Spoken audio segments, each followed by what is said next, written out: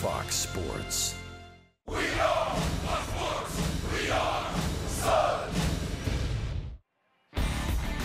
Tonight, the Rays kick off a 6-game West Coast road trip in Anaheim, sending rookie sensation Jake Faria to the hill, looking to remain perfect on the season, while the Angels get a boost as baseball's best player Mike Trout returns to their lineup. It's Late Night with the Rays from Southern California next.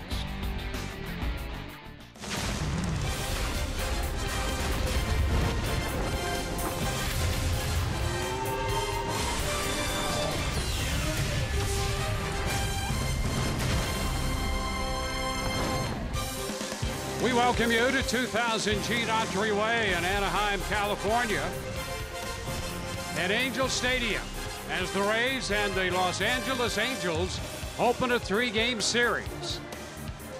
Hi again, everyone. Welcome to an evening of Rays baseball with Brian Anderson, Dwayne Stats. Great to have you aboard. Well, the Rays had a strong finish leading up to the All-Star break, coming in 47-43, and one of the reasons will be on the mound here tonight, a homecoming for Jake Faria. How about the emergence of right-hander Jake Faria for the Tampa Bay Rays? This is a guy, when you look at his numbers, they jump out at you, eye-popping numbers, but there is absolutely nothing fluky about them at all. In the 6 starts, a perfect record. The team, by the way, is 5-1 in his 6 starts. ERA just over 2. Better than that, he's getting deep into ball games. In his 6 starts, he's pitched at least 6 innings, and he works the fastball up in the zone, the split change off of that, the slider, the curveball, and really mixes them like a veteran. He has been absolutely tremendous for the Rays, and will look to keep it rolling tonight, coming back home in front of a lot of family and friends. You bet he's going to be pretty amped. And well, the last time the Rays saw this Angels ball club was at Tropicana Field near the end of May, and shortly after leaving Tropicana, the Angels lost their best player and arguably the best player in baseball, Mike Trout. They still managed to keep their heads above water, and he's coming back tonight. Yeah, imagine what he can add to this team with him being healthy once again. I'll tell you something right now. When you look at these numbers, it is hard to imagine that he missed 39 games. I mean, he hits for average, obviously 337, the on base 461, 16 home runs, 36 driven in, all of that in just 47 games. It doesn't even mention the fact that he's 10 out of 11 in the stolen base department and plays impeccable defense out in center field. So the Angels get him back. That's a big boost to this team coming out of the break. When the Rays and the Angels met at Tropicana Field, they divided a 4-game series right down the middle, 2-2. This is a 3-game stop here in Anaheim for the Rays before they move up to Oakland. Rays and the Angels just moments away.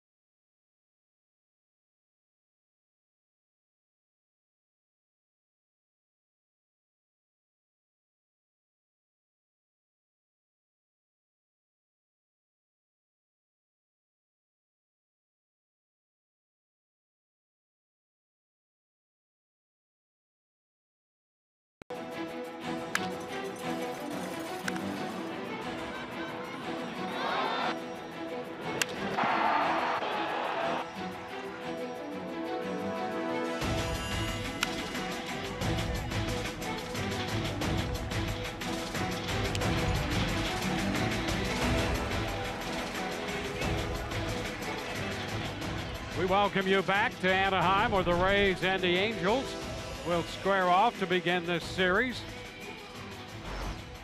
Rays will have Jake Faria on the hill against Ricky Nolasco.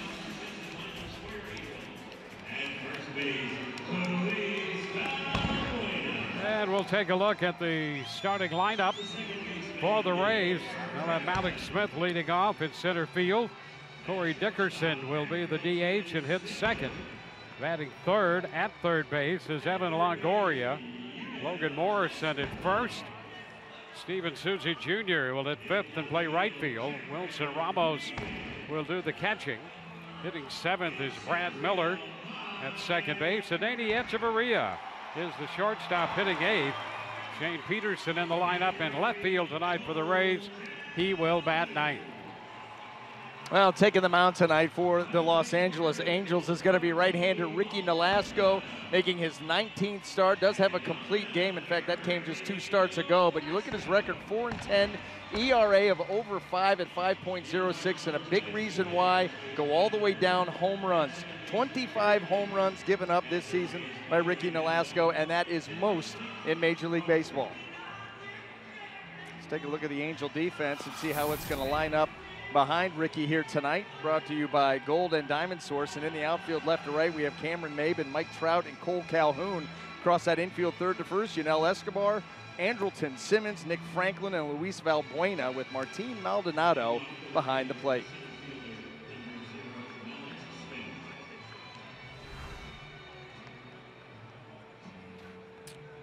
Well, Mike Scioscia, the manager of the Angels, he has his club in at 2 games under 500, 45 and 47.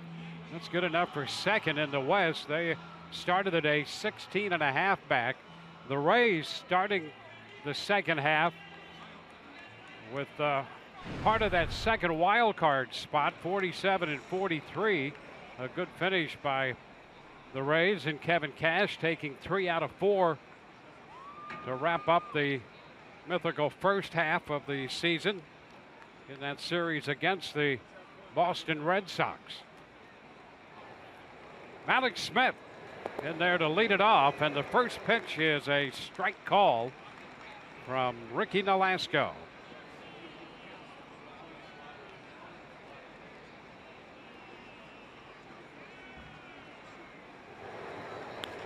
The soft little looping liner out to short, caught by Simmons.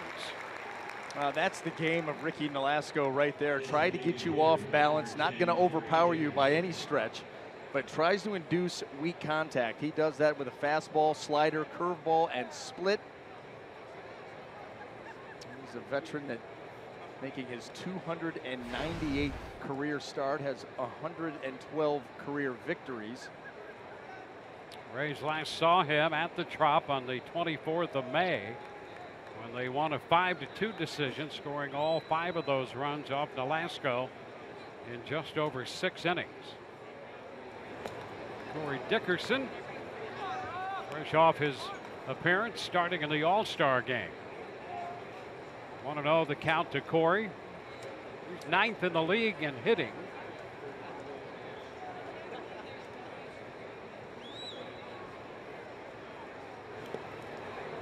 When bounces in, it's 2-0. Oh, and if anybody should be able to roll into the second half, Corey Dickerson, busy over the All-Star break, staying in the batter's box. He had a little bit of a slide heading into the break. Guys with power fastballs trying to go after him up in the zone. Ricky Nolasco, not that type of pitcher. High popper left side, Escobar from third into foul territory, and he does not make the play. Now went close to the stands as they abut the playing field down that third base side, and he wasn't quite sure how close he was to that low stand. Boy, and that's a play right there. If you're Corey Dickerson, you're assuming that you're going to be out. Your home field, and I know that there's a fan reaching out right there, but does not get his hands far enough out, and that's a play that Yunel Escobar, difficult angle as it may be, that's a ball that needs to be caught. It was not, and Corey Dickerson gets a second life.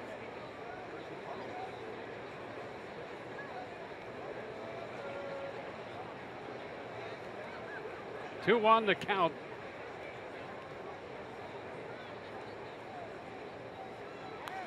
Another foul ball. This one back out of play. Yeah, Escobar down at third, playing third, of course, with Andrelton Simmons at shortstop.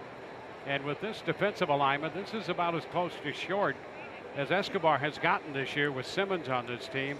He is way off that third base line. Simmons, you can see right there, playing almost directly behind second base. And then you pinch Escobar a little bit further over. And Dickerson reaching on that one is out on strikes. Almost looked right there like Corey Dickerson was sitting off speed, because Ricky Nolasco just powers a fastball right there, and that was kind of a late emergency type swing by Dickerson. You see him just kind of reaching for that pitch, trying to foul it off, sitting soft. 2 up, 2 down. Here's Evan Longoria.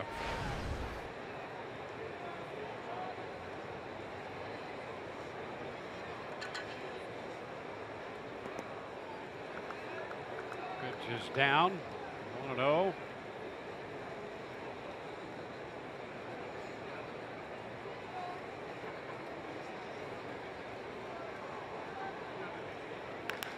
There's a shot well hit deep into left center.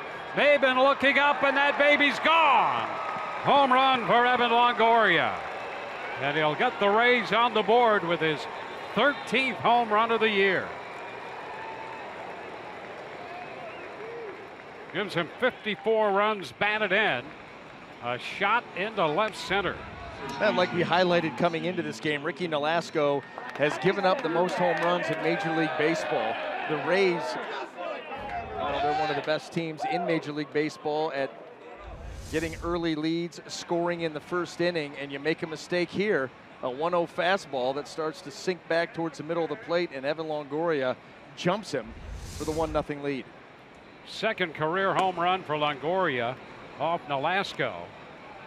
And there's ball 1 to Logan Morrison. Now you kind of wondered coming in, this matchup not very good for Nolasco. Gives up a ton of home runs. The Rays as a team hit a ton of home runs.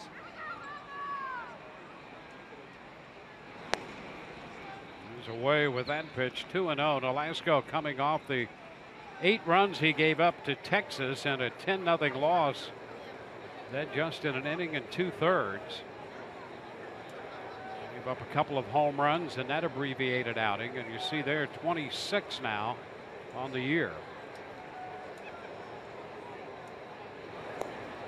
Picks up a strike, 2-1. You know, he's 18 starts into the season. He had his best start and his worst start in back-to-back outings. You just talk about 8 earned in an inning and 2/3. Of the start before that was a 3-hit shutout, and that was against the Seattle Mariners. It's 2-2 on Morrison. Yeah, going into that Texas start, he had a stretch of a little over 15 consecutive scoreless innings. And a complete game shutout against Seattle. Boy, opposite ends of the spectrum, those two. Little number by the mound. That's Simmons with a pickup and the throw in time. So the Rays are on the board with a first inning home run off the bat of Evan Longoria. Bottom of the first coming up. Rays 1. The Angels coming in to hit.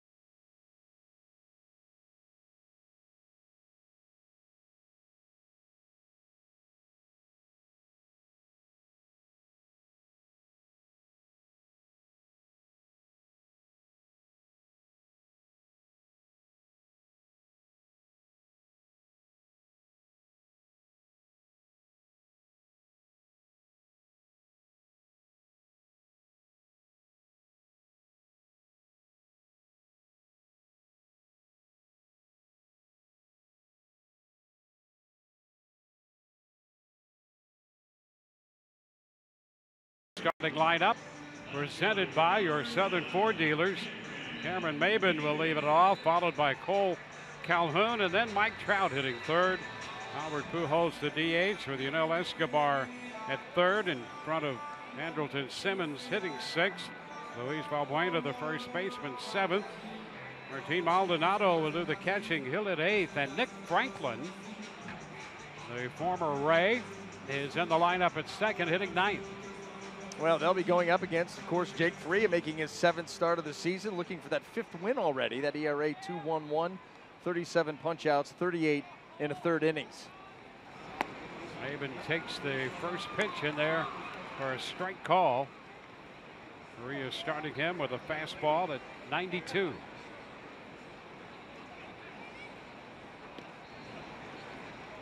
One and one. And that's just about where you'll see him sit the entire game. He'll occasionally jump one up there, 93, 94, moves the fastball around. Very simple mechanically. And really that allows him to have a repeatable delivery and be able to locate pitches. Yeah, he's a pitching coach's delight when it comes to that. I mean, he's able to just really simplify things as far as his delivery goes. You get a good look at it right here. Very directional towards home plate, and if anything starts to go wrong, pretty easy to fix. That shot into right center, and right there for it is Smith. Malik Smith over there to make the grab. And by the way, you could not have put Malik Smith in a better spot defensively to make that catch. Well, he was more than halfway there, the ball off the bat. Let's take a look at the rest of that Rays defense. Brought to you by our good friends at Gold and Diamond Source. And in that outfield, joining Malik's left to right, gonna be Shane Peterson, and then Steve Asuza Jr. flanking him in right, across the infield, third to first, Longoria, Echeverria, Miller, and Morrison, with Wilson Ramos behind the plate. There's Calhoun, the right fielder, hitting out of the number 2 spot. Pitch is a strike. 12 home runs for the Angels right fielder.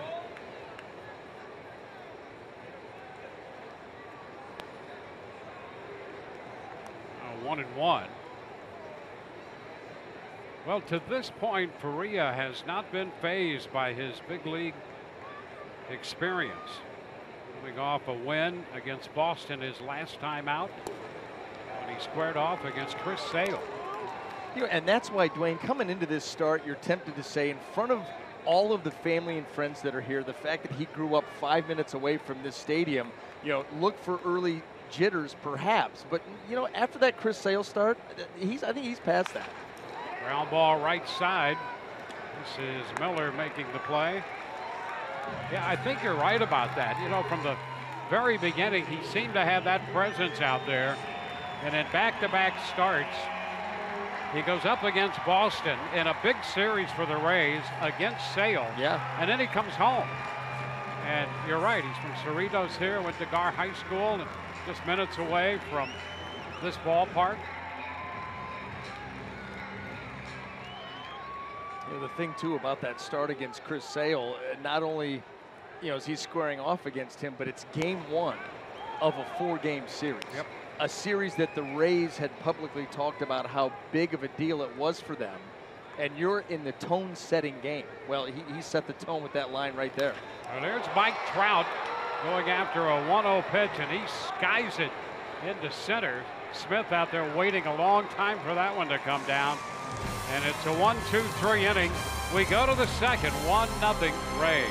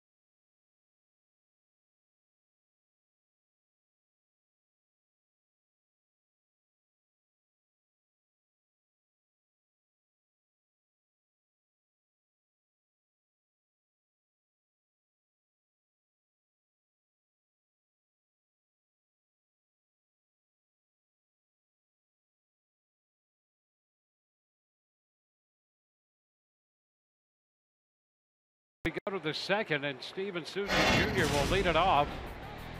And our flashback, he had a very big night at the end of May when he had 2 home runs in that game off Ricky Nolasco, 1 in the second inning, and then a 2-0 pitch in the 7th.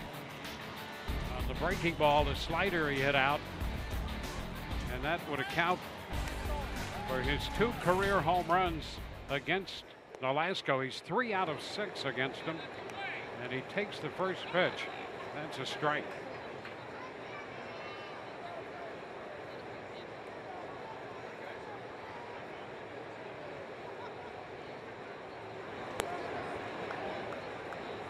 One. Already you see the change in Nolasco and how he's going to attack Souza Jr. First pitch breaking ball down and away, and a good one. Then immediately he tries to come in with the 2-seamer and sink it down and in. Right back out away. Just kind of continually changing. Really where Steven Souza Jr. is trying to hone in. Different things to look at.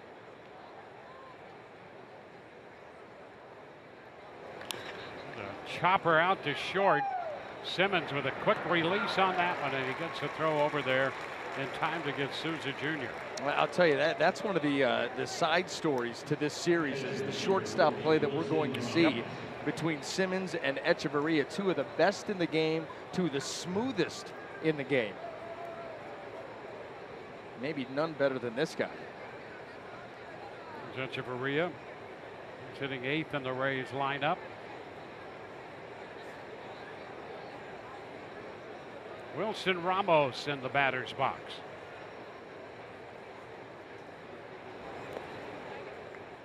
A ball, no strikes. Ramos starts the night with 3 home runs, hitting a little over 240.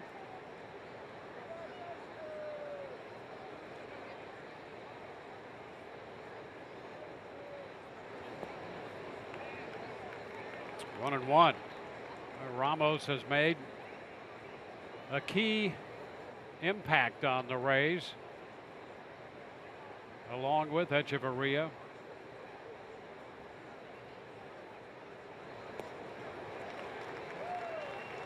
One and two out in front. Yeah, that's one of the few swings that we've seen from Wilson Ramos here recently, where he was really off balance and out of sync as he swung. He seemed to be getting more comfortable as the games went on. The power numbers started to jump up with some home runs that last week. And he's reaching for that one again. Yeah, but those 2 swings right there let you know that he's not quite all the way back there as far as rhythm and balance at the plate. Another breaking ball down and away, and you can see that Wilson Ramos, backside going one way, swing going the other. And he comes up empty. Well, Brad Miller back in the lineup for the Rays. And boy, he was activated just in the nick of time, having a great series against the Red Sox. Fouls the first pitch back, including Sunday's home run in the 8th inning, with Logan Morrison aboard connecting off Joe Kelly to give the Rays the eventual 5-3 win and a series win. Joe Kelly had not been scored upon since the beginning of May and had not given up a home run all season long. It shows you how special that shot was by Brad Miller. Well, the Rays felt pretty good about themselves, winning 2 of the first 3, and then that shot by Miller leading up to the All-Star break, I think psychologically gave the Rays another lift. And hearing quotes coming out of the clubhouse after that home run and that win. And believing is a big part of winning, and you get that feeling that this club believes in itself now. 2-2.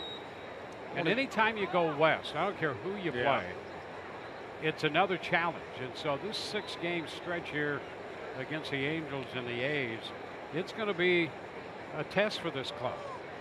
And you hope that the rest over the All-Star break has these guys prepared, because you're absolutely right about that. Franklin with the pickup, and he gets Miller hustling down the line. 3 up and 3 down, bottom of the 2nd inning. Coming up, 1-0 Rays.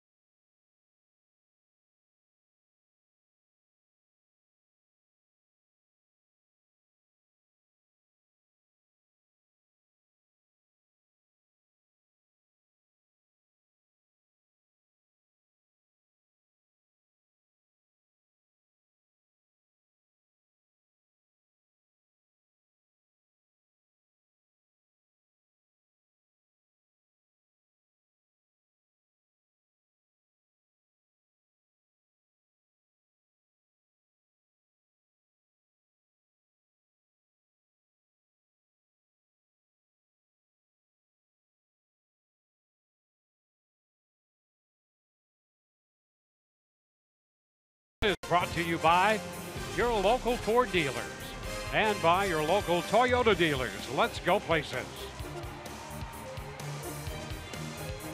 From Angel Stadium in Anaheim, Rays and the Angels. Bottom of the second inning coming up. Temperature in the low to mid 80s here. And on the hill, Jake Faria for the Rays. Albert Pujols, the designated hitter and the cleanup man, leads it off here. Takes the first pitch too high. 1 ball, no strikes.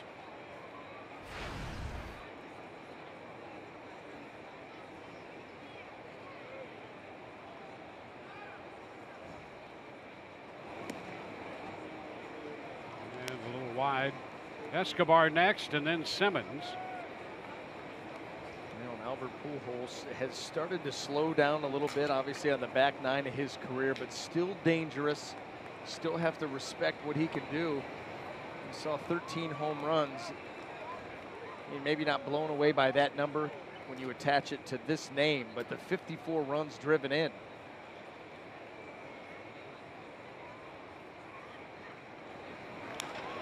High fly ball. That's back into center field. Smith will go to the wall. He's going to leap, and that ball is gone. Home run for Albert Pujols. Smith got back to the wall, tried to time his leap, but Pujols has his 14th home run of the year, and the game is tied.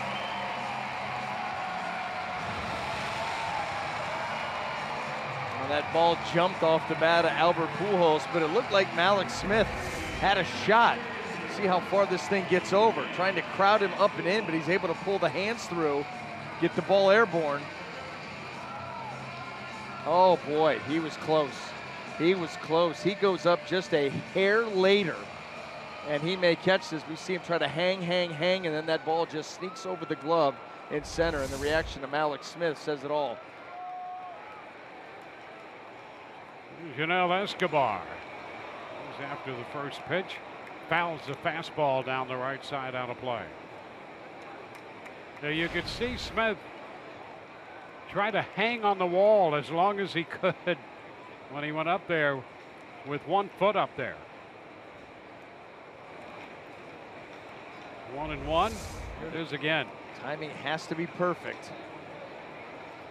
Now right there was the hang. Not only that, he wasn't able to hook the top of the wall with the right hand to help hold himself there, and as he started to slide back, the ball slides over.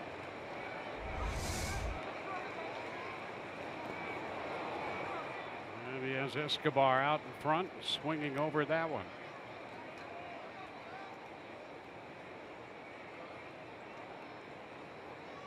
4th home run given up by Faria.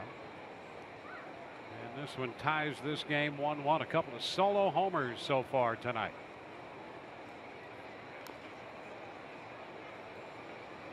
Count holds at 1-2.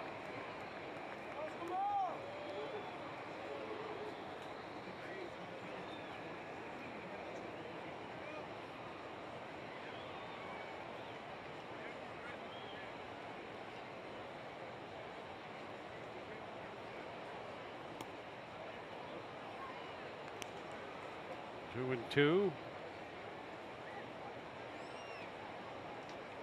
Faria 6 innings and a run in his last outing against Boston.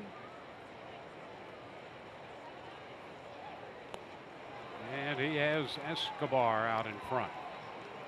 First strikeout tonight for Faria. Boy, he got Escobar way out in front, working him around the strike zone, different pitches, different looks, and then he comes at you with that, and that is that split changeup.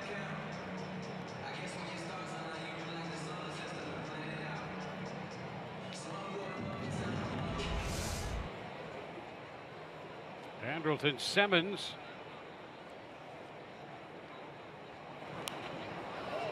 Fouls it back. Simmons not only such a great shortstop, but the offensive side of his game has to be reckoned with as well. He has 9 home runs. Well, that average at 298. He's been hitting well over 300 for quite a while now. That average had dipped down into the low 200s. Drives it into left center field, and that ball will one-hop the wall. Nice carom by Peterson, but in at second standing goes Simmons with a double. It's his 22nd double. So he's hitting for an average and with power. Well, he creates that power, Dwayne, with his leverage. You know, he's got a quick bat and he's tall and he's lanky. So when he's able to get his arms stretched out, get extension just like that, catch the ball on the barrel, that ball is going to fly. And this was a line drive deep out into left center field. It's going to short hop the wall.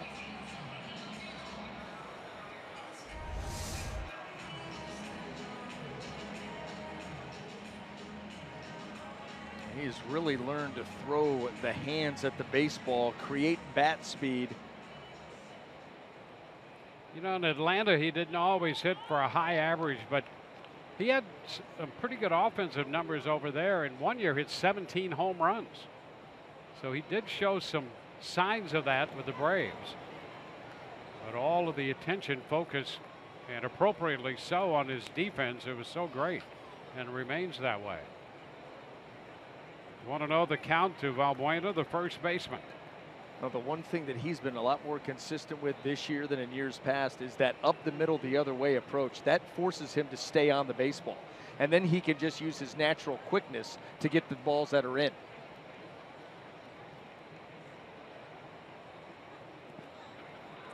And a nice stop by Ramos. 2-0.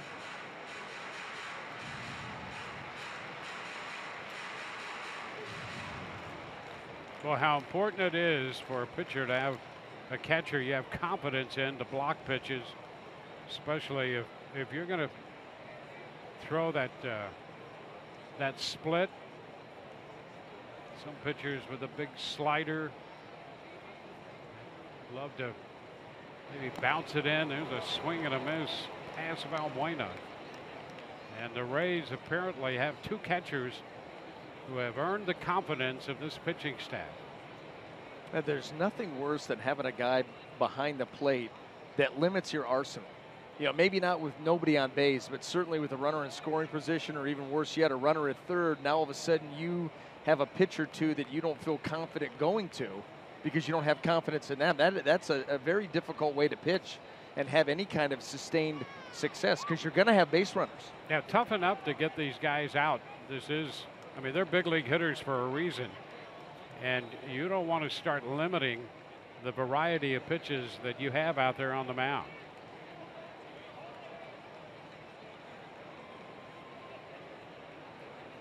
A 3-1 count to Luis Valbuena.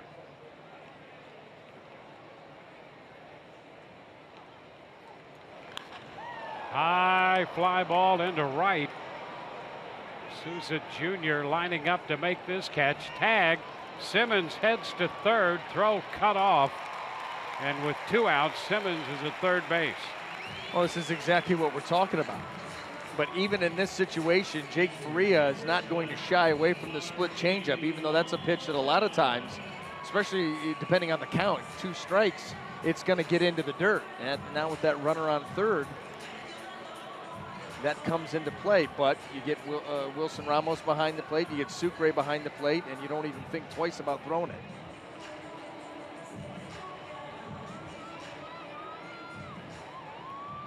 Two outs, Simmons at third. Maldonado, the Angels catcher, is up here. He's hitting .251. He has 9 home runs. The pitch is a strike on the outside part of the plate, or thereabouts. And that's one thing about Rob Drake behind the plate. If he may not give you the high strike, but if you're consistent around the plate, you've got a chance to get a strike call. Fly ball lifted back into center. Alex Smith will make the catch. A run on the home run by Pujols. We're at the end of 2, tied 1-1.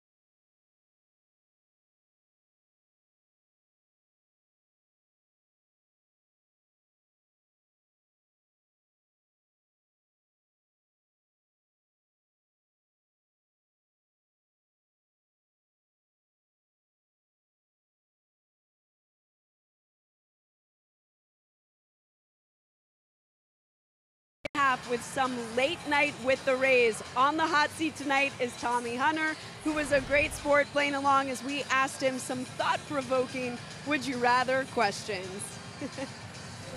I'm gonna say Batman. Sweet house, cool cars. Yeah, Batman for sure. Would you rather have X-ray vision or magnified hearing? Magnified hearing. You can stay stealthy. Would you rather be a character in an action-packed thriller or in a romantic comedy? Action-packed thriller. Why is that? Murder, death, kill. It's pretty sweet. Dwayne B.A., that was very manly. There was no way he was going to pick the rom-com. Oh, and action-packed goes right with Batman. So Yeah. he's Very very true. consistent there. You know what, though? I'll tell you what the dangerous pick was. It was the super hearing. If you get really, really, really good hearing, you run out of friends fast. You Yeah, pick up all. You may this- not want to hear what they're saying. That's right. Gotcha. All right. Pretty soon you're flying solo, looking for a little action adventure to jump into. Strike 2 to Echeverria.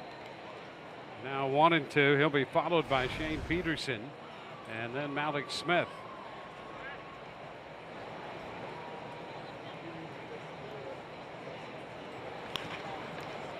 Rolled out to Simmons at short. Wrong guy there. And Echeverria thrown out by his counterpart, Andrelton Simmons. I was just, it's scary sometimes how we think alike, because I was literally thinking to myself, you should know better. You should know better. What are you doing? Yeah, you're right. It is frightening. I thought maybe we'd come back with some different ideas after the time away. Apparently not. Well, Shane Peterson in the batter's box goes after the first pitch and fouls it back. He loves that first pitch. In fact, his average tends to be, well, he's been around 500 when he's after that first pitch. And so he'll pick out a good one, assuming the hitters or the pitcher's going to try to get ahead of the hitter. And so Peterson tries to be ready. I'll tell you what, I can honestly say, I cannot remember a guy that has as limited playing time as Shane Peterson has get more first pitch breaking balls, change-ups, splits, sliders because of that. I mean, the league knows you're going to lay in a first pitch fastball. Shane Peterson is going to try to pull an oblique muscle going after. Well, that shows you that's another reason the big leagues are the big leagues, and it's as tough as it is. It doesn't take long for word to get around. Every hitter's scouted, every pitcher's scouted for that matter. No more secrets at this level. And that's what makes it so difficult. You talk about getting here, getting to the big leagues and how difficult that is. It's the staying part that really is impressive because you can't hide anymore. Ground ball for Nick Franklin. So a couple of ground ball outs, 2 up and 2 down. The base is empty. We'll go back to the top side of the order. Watch Rays baseball for a retro price with the new Rays Flex Pack. You can save up to 60% off the single game ticket price and get 5 lower level tickets for $75. Get a Rays retro hat with each pack you purchase. Call 888-FAN-RAYS or visit raysbaseball.com/flex. Rays up. Alex Smith swings and misses. Strike 1. He hit a sinking liner to short. Soft liner out there his first time.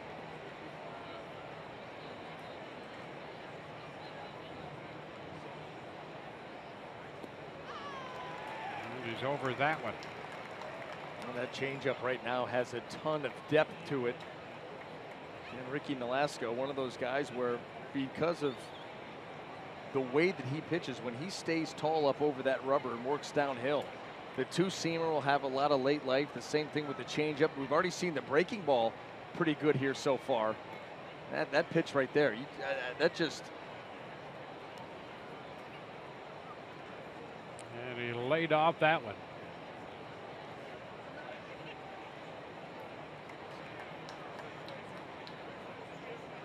You see the range right now, 74 to 92. That's a nice range to play in when you've got 4 pitches. Malik's doing a nice job of laying off a couple of tough off-speed pitches too. The curveball there and the changeup. Getting this count back to 2-2.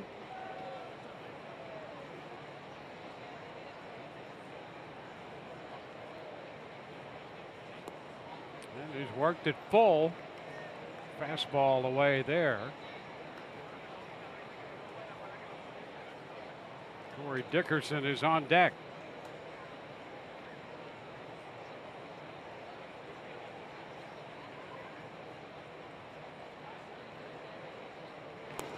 And there's the walk. So a nice job by Malik Smith getting down in the count and laying off a couple of tough pitches.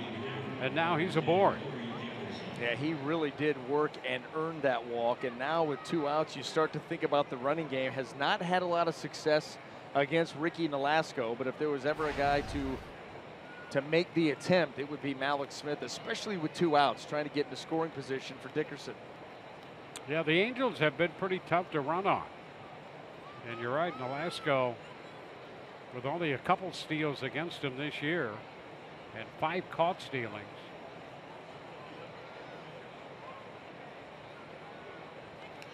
Alex is back in.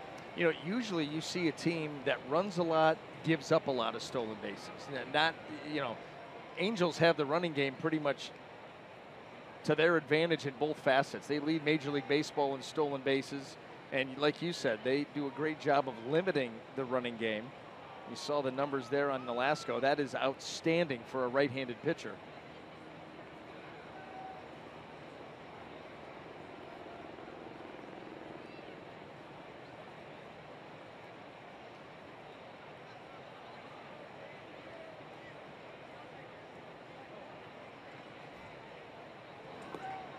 Dickerson takes it away. Oh, Malik Smith is already challenging Nolasco. He's getting a big lead. He's forced a couple of throwovers. Nolasco rushed that delivery to the plate against Dickerson. That's why that ball was well off the plate, and that's what you're looking for here. Either a stolen base or a mistake to Dickerson because he's paying you too much attention. Take either one.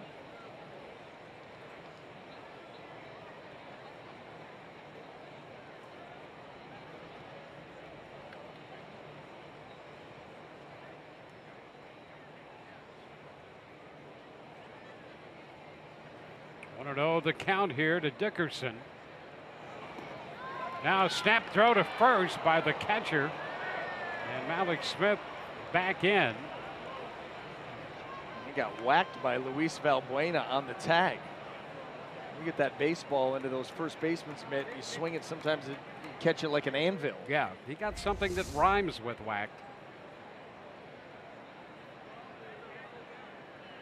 Oh, hey. So the count is 1-1. Oh, man, you got to run now just because. Cut and a miss. Now 1-2.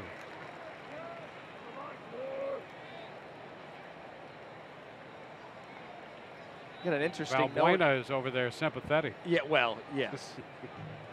Used to have some first basemen that you play against that would swing that glove with that ball in it, you know, really trying to catch you on the elbow, the wrist.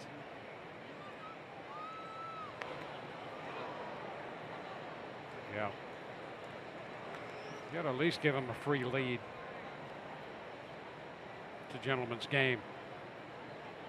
Maybe. Well, not maybe when, not. Yeah, not when you're catching him there. The gentleman has left the building. 1-2.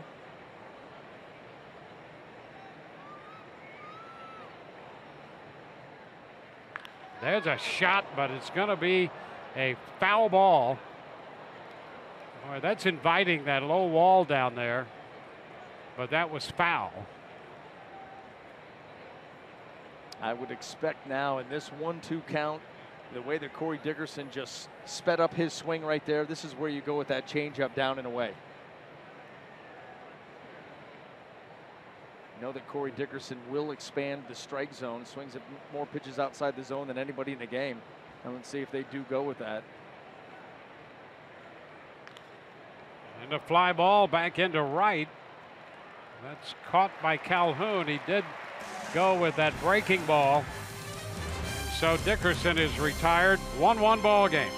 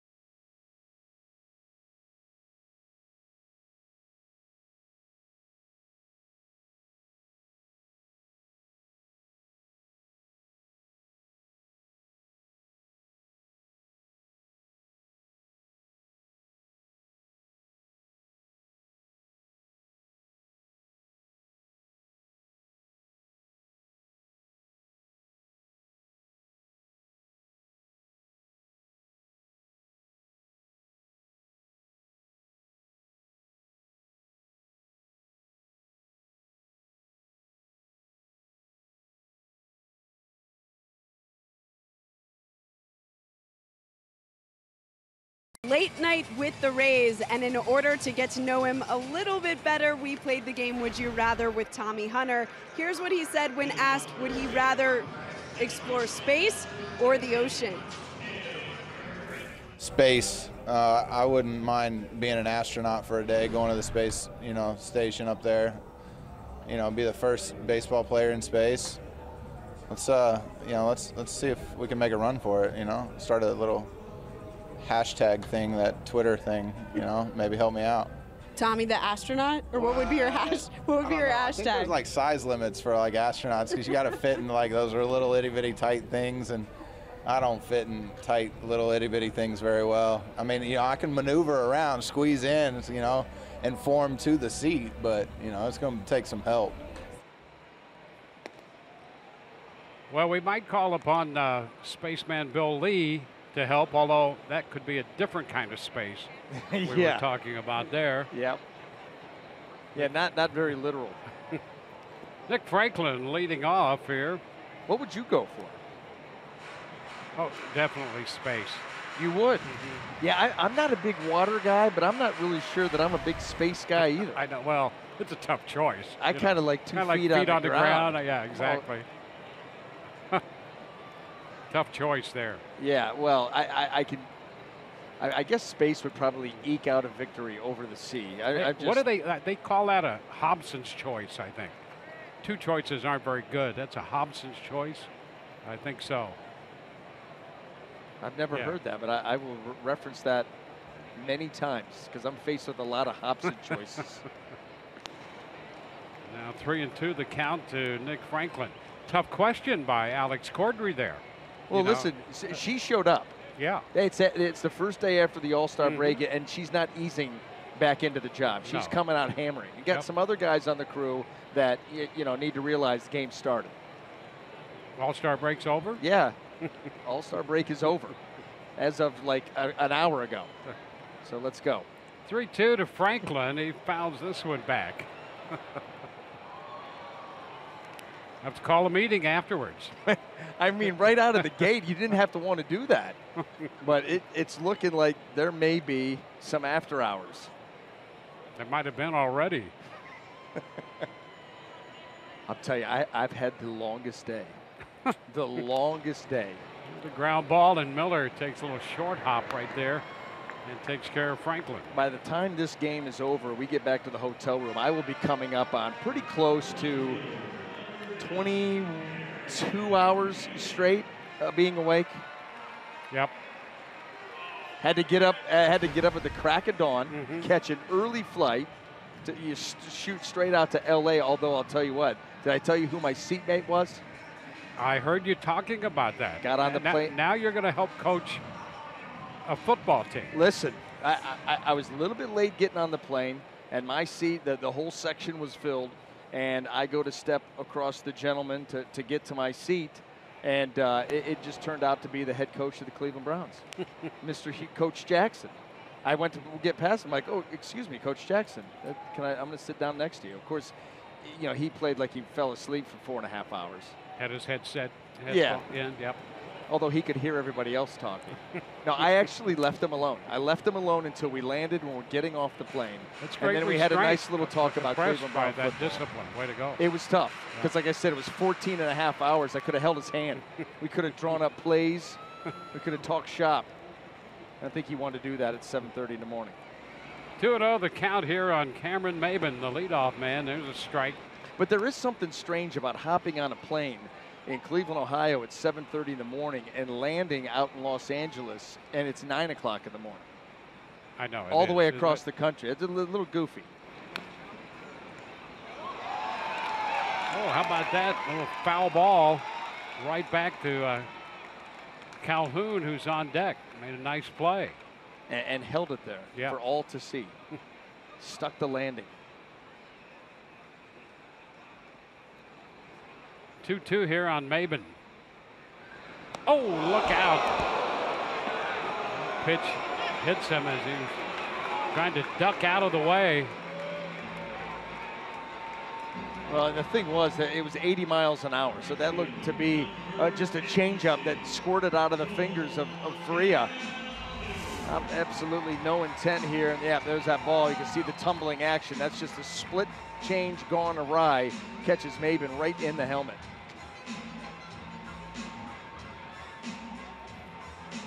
Angels have a base runner in the third. And here is Cole Calhoun. Maben has done a lot of running. He's 25 out of 28 in the running game. He leads the American League. This team leads all of baseball. Pitch is wide.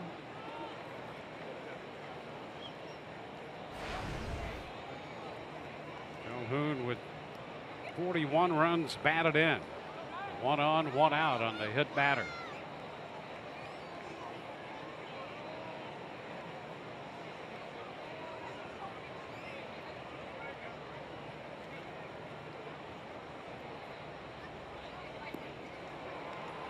Swinging over the changeup, 1-1. You know, that pitch is so hard to lay off of because, again, we talk about this a lot with these very good secondary pitches. It stays in the zone so long, and all of a sudden your mind says you got to go for it, and as soon as you start the swing, it starts to tumble out, and you're not left with much of a chance.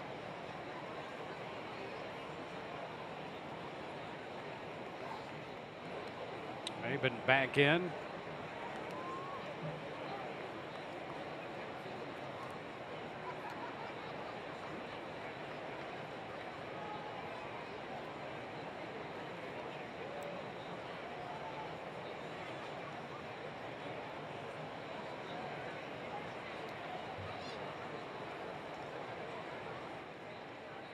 Maben's going. Pitch is high, and the throw did not get him. Echeverria taking the throw a little bit to the first base side of the bag, and Maben is in with his 26th stolen base. Everything has to be perfect to get Maben. There's the jump, Ramos up and out, the throw sails just a hair on him, and that allows Maben to get the head down and get into second base safely. Kevin Cash wanted to take a moment here to see maybe if they got him before that hand reached the bag, if they got the tag on the foot. Right foot. The tag definitely went to the right foot, but it was awfully close. Those fingers are just about on second base. That was really close, actually, because initially it was tough to see that tag get to the foot of Maben. And they're going to absolutely take a look at it. And Brad Miller's saying, yeah, I got your back foot. Where's the hand? Tag right there. They got him. He's going to be out. Absolutely out. Clearly out. This shouldn't even take that long. See, Echeverria tags him on the heel. Yeah.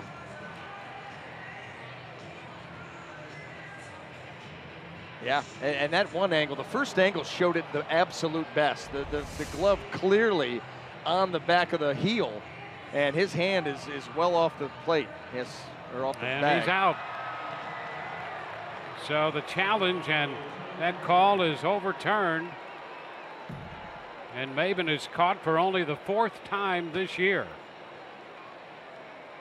Well, I guess you don't have to be perfect. You just have to be pretty good and have a good glove man out there to got the tag down. You see that glove right there, clearly on the foot, the hand not yet to the bag. So that eliminates the base runner. 2-1 count on Calhoun. There's ball 3.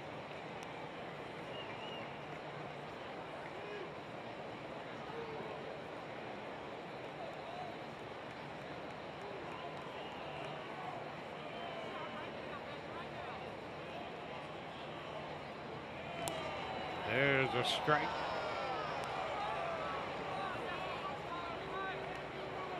Full count. It's Mike Trout on deck.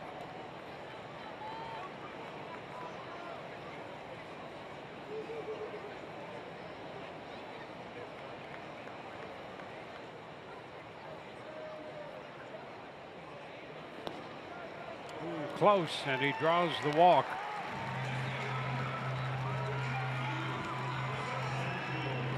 So Calhoun heads to first. Oh, How about that now? yeah, and you know what? I hold it against my father to this day. The laces weren't out. Laces out. I got a running start there. I shanked that thing far to the left, and I blame it on my dad for no laces were not out. That's the plastic football that he used to throw passes to me. He'd have me run patterns where he would throw it as I was coming out of my break, but I wasn't advanced enough at that age, and I would turn around and take that plastic football right to the face. You don't know how many popped lips. Yeah, but it made you tough. We also had a bush out in the front yard that he would have me run a pattern where he would lead me right into the bush, where I would catch this and literally get laid out by this bush in the front yard.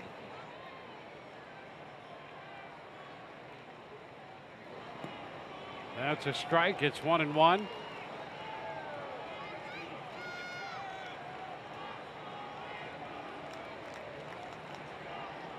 I can feel for Ray Finkel.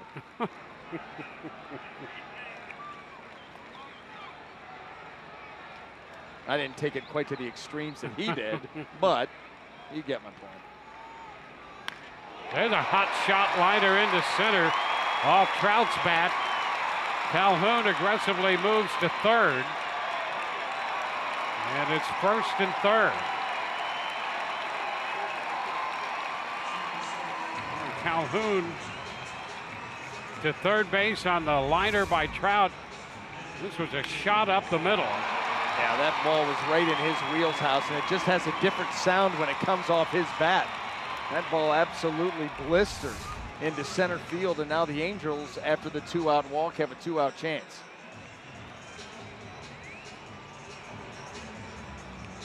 Well, the man who hit the home run his first time up is the hitter now with 2 outs and men at first and third, Albert Pujols.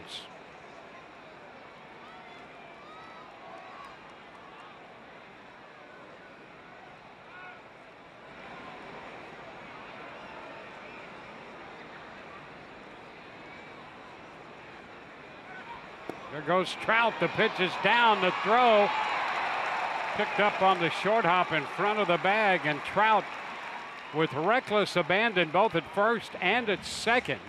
You see him there go in at second base. And trying to protect that thumb too. Off he goes. That's now 11 out of 12 on the season. And that left hand, you can see it right there. That protector on caught the turf. That's not something that Mike Scioscia and anybody else here out in Anaheim wants to see.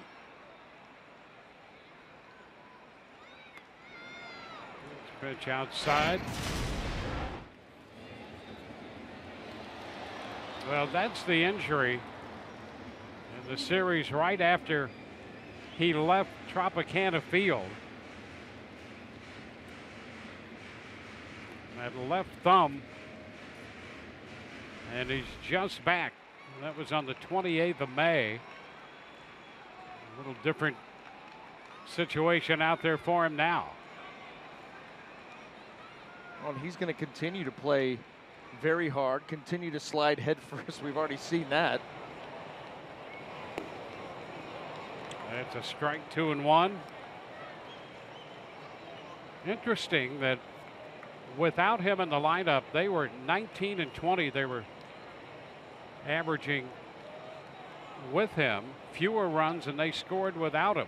4.21 runs without him, and right around 4 with him. Now figure that one out. You can't, because the sample sizes are 47 games and 39 games, so they're pretty even. Ground ball right back to the hill.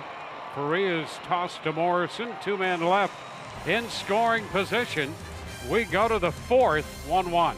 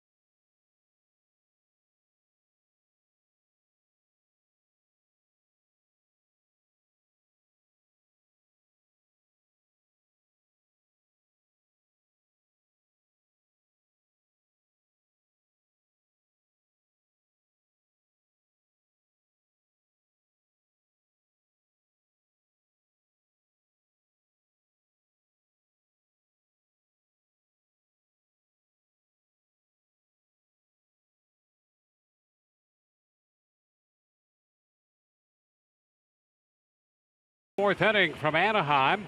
MLB.com at bat, your #1 mobile app for live baseball. Stay connected with a fully customizable experience. Get Rays home screen icons and app features, as well as live game video highlights, StatCast, and more. Download MLB.com at bat today. Evan Longoria, who got the Rays on the board with his 13th home run of the year in the first, leads off the fourth and skies it to the right side. Valbuena backing out from first makes the catch. One pitch, one out. Rays got out of a big spot here in the bottom of the third. Yeah, you're always thankful because it started with a 2-out full count walk. And then all of a sudden Mike Trout goes to work and the guy comes to the plate, Albert Pujols, who's already homered in this game.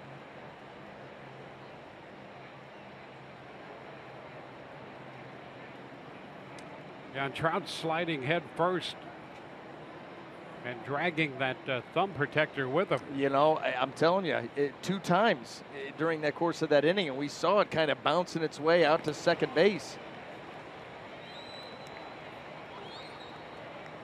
Well, if you're Mike Scioscia, you're having heart palpitations in the dugout. No doubt about it. What he means to this team, trying to give them a second half jolt. First game back off the disabled list.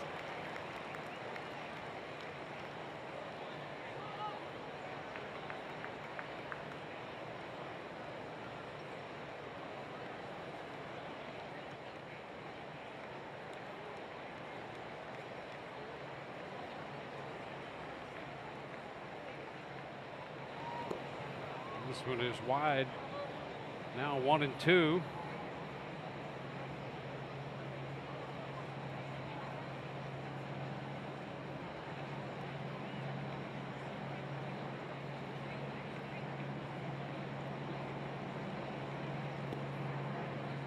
Pitch is just inside.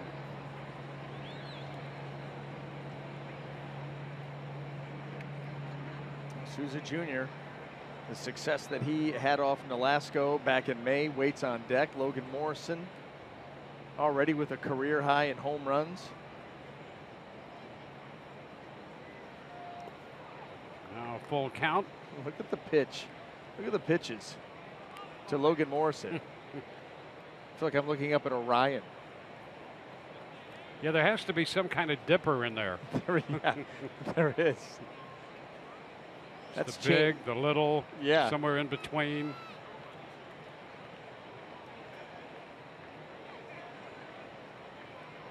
Count is full on Logan Morrison.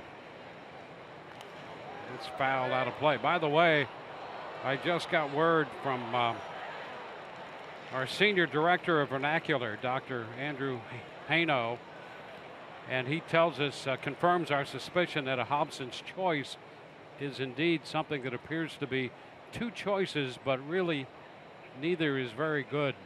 Ah, so there you are. Good. You know what? Listen, that's a better part of my life. So yeah, now I can put a name to it. So we dropped that one in there.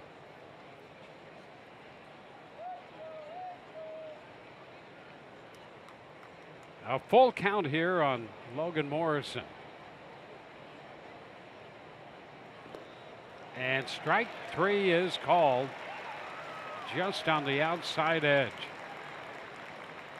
I don't think Logan Morrison was feeling that ball was going to be called a strike. It is right on the corner, but you can see his reaction. He takes it, turns, and starts to head right to the dugout. Just a perfect pitch by Nolasco to get him.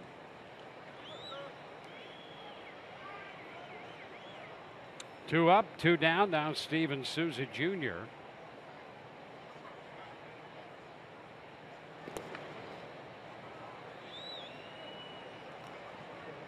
One ball, no strikes.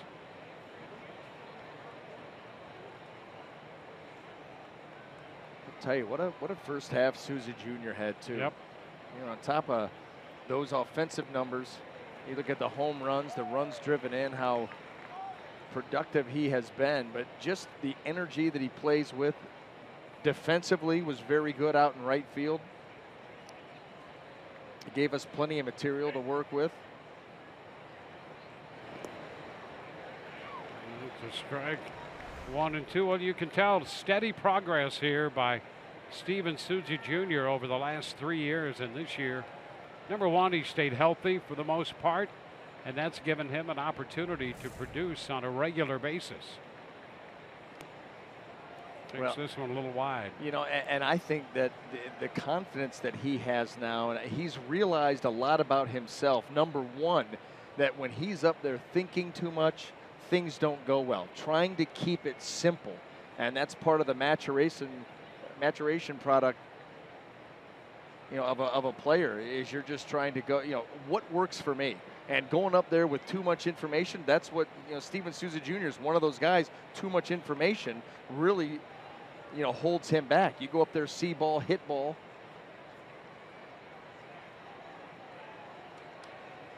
Two now. And he reaches for this one and is out on strikes. 2 strikeouts in the inning. Bottom of the 4th coming. It's 1-1.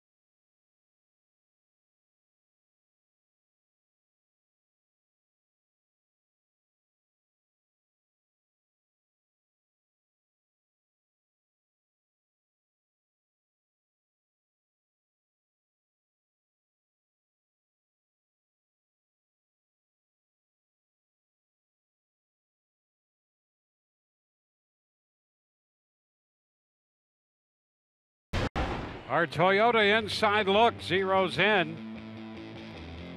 on what Jake Faria has done to begin his career. Most consecutive quality starts, and he's already put himself in the same company, or at least he's headed in that direction, of Masahiro Tanaka. How about 16 for Tanaka? And of course, a quality start, at least 6 innings pitched, 3 earned runs or fewer. And Jake has actually been better than that. You know, of his 6 starts, he's given up 1 earned run in 4 of the 6. He has been remarkably consistent. Yeah, only once has he given up 3 earned runs. And that was a no decision against Baltimore. There's a base hit up the middle. Escobar going after the first pitch. Well, that's 4 hits picked up. 4 hits, a run, and a hit batter allowed so far. Gave up the run on the Pujols home run. That was the first hit. So now 4 hits, a walk, a hit batter. And the game is tied 1-1. There's Andrelton Simmons. He doubled his first time, 22nd double.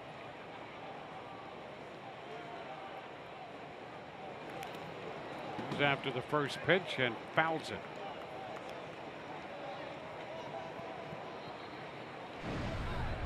Yeah, you've got to be careful with this guy. That's Dwayne, what you were talking about earlier in the game, where he gets, his defense overshadows the offense, but last 11 games, and it goes back even further than that. But got to be careful with Simmons.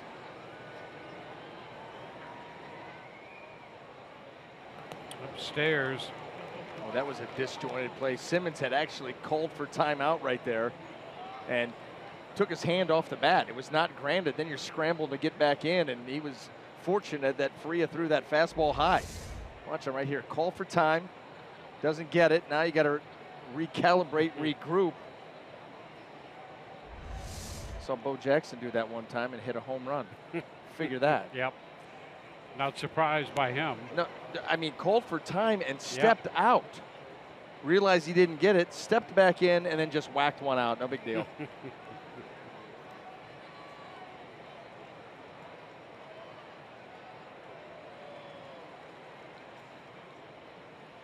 Here the Rays and the Angels are tied 1-1.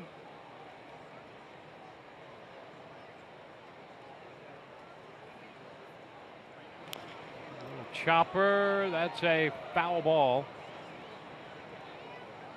Well, the Cubs saw a big lead get away in Baltimore. They had an 8-1 lead at one point, and now it's 8-8 with the Cubs coming in to hit in the top of the ninth. Well, you think about the Cubs limping in to the All-Star break, and then you come roaring out on the road, take a big lead against a team that's very vulnerable in Baltimore, and you give that lead up. What is the mindset of that Chicago team right now? They came in 43 and 45. They're 5.5 games behind the Brewers. Yep.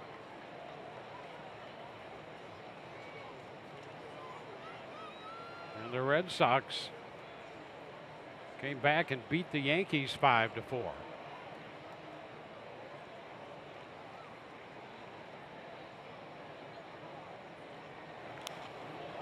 Foul out of play, still 1-2.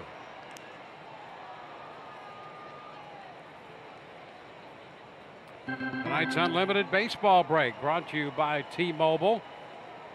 Well, the Cubs making a big deal, giving up their top 2 prospects among a couple others to get Jose Quintana and Michael Pineda. Recommended to undergo Tommy John surgery. And the last we heard, he wanted to get one other opinion before consenting to do that. Obviously not helping that Yankee rotation. Another tough loss tonight against Boston in a big weekend series. And then Quintana, you know, you can see right there the way the East shakes out. That puts New York, they slip behind the Rays for the time being. You figured the White Sox were going to trade Jose Quintana at some point, but the Cubs. It's a chopper. Throw back to second, and Miller has the ball pop away from him. There's a little hesitation in the timing there. And when Faria came up with it, he threw to, at the time, an empty second base. Yeah, and what happens is with a runner on first base, a pitcher, you turn around and you know what middle infielder you have in case there's a comebacker. And Brad Miller is the one going close to second base right there, but he's not on the bag, and it's the force out, and Faria throws it to him anyway, and then he's just not able to get his feet to the bag with control of the baseball. That was just an ugly play all around by the Rays defensively, which should have been at least get the leadoff man. Brad Miller's not quite there. The foot never gets to the bag with the ball in the glove. It squirts out. Ugly sequence of events there for Tampa Bay. So nobody out. Here's Luis Valbuena. Pitches a ball. So they're ruling it a fielder's choice and an E4.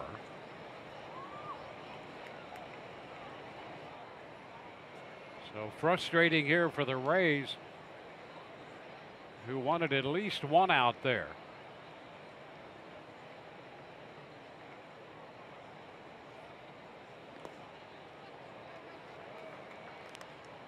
Now 1-1.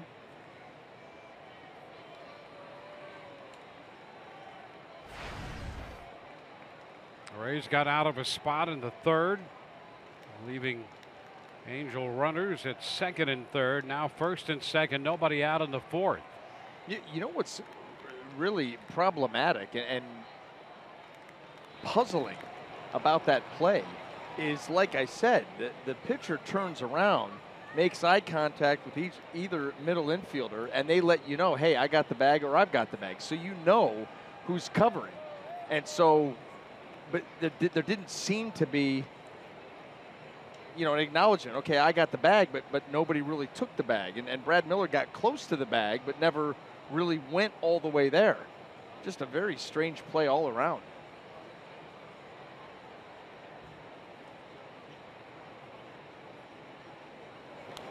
That's a foul right back into the screen. Still 1-2. Well, the rhythm of that, there was no rhythm to it. No. No, somebody took the reservation. They just weren't able to keep the reservation. And what's the point of a reservation if you can't keep it? It turns into a fielder's choice with an error. That's what it does.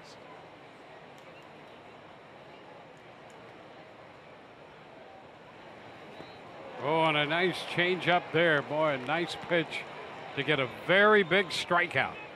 Jake Faria says, you know what, I got this. I'll take this one into my own hands. And boy, does he float a nice split change right there. That ball working its way away from Valbuena, and the change of speed gets him too.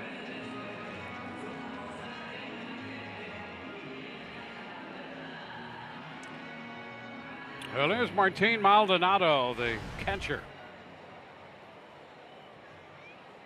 He ended the second inning with a fly ball to center. Up with 2 on, 1 out in the fourth.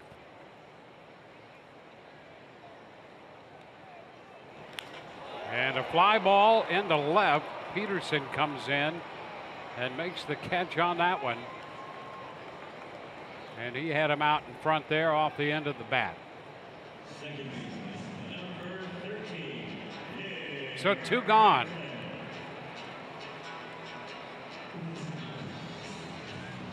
And the hitter is Nick Franklin.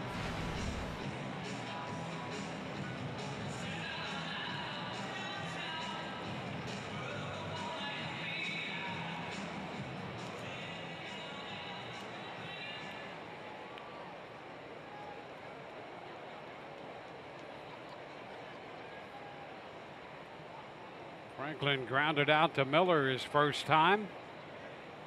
Rays have the shift on for him. And that pitch just missed.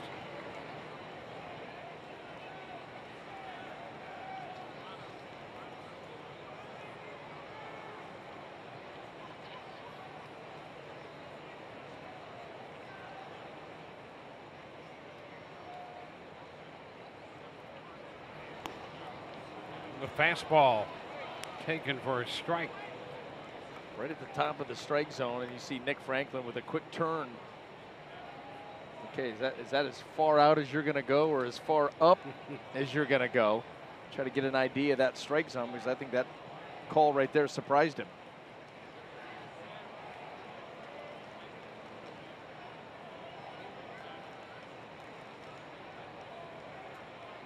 The end of the dirt. This one's going to skip away, and the runners advance to second and third. That's an instance right there with a pitch that doesn't give your catcher a chance to keep it in front. If this ball stays in front of Wilson Ramos, it really is almost lucky.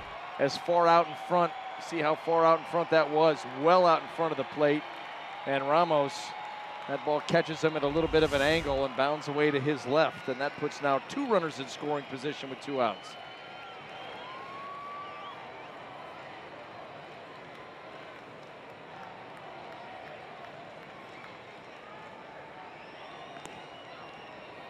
He misses away. The fastball out there, and the count is 3-1. On deck is Maben. Yeah, tough spot. And Maben, the leadoff hitter, is going to see him for the 3rd time, and you've got a bad count here with Nick Franklin, so you've got to really bear down here and make a quality pitch.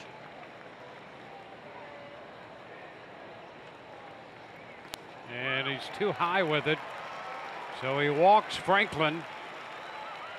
And the bases are loaded for Maben, who was hit by a pitch in the third and a fly ball to center in the first. It was really the first time that we've seen Jake Faria come out of his delivery a little bit.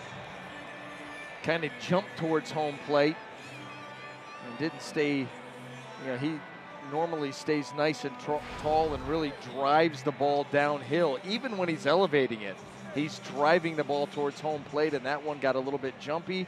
Ball sailed on him, and now bases are juiced. Well, Maben up here, 0 for 1. He has 6 home runs on the year, and 2 of those came against the Rays at the Trop. And he takes a strike.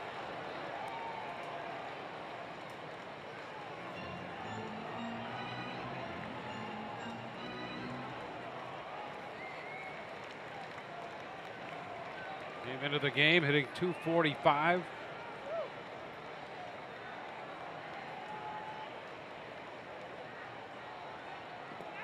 And strike 2. You wonder at this point what Maben is looking for. Yeah.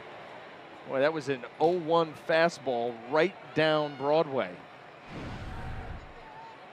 His career 3 home runs against the Rays, 2 coming in the series at the Trop in May.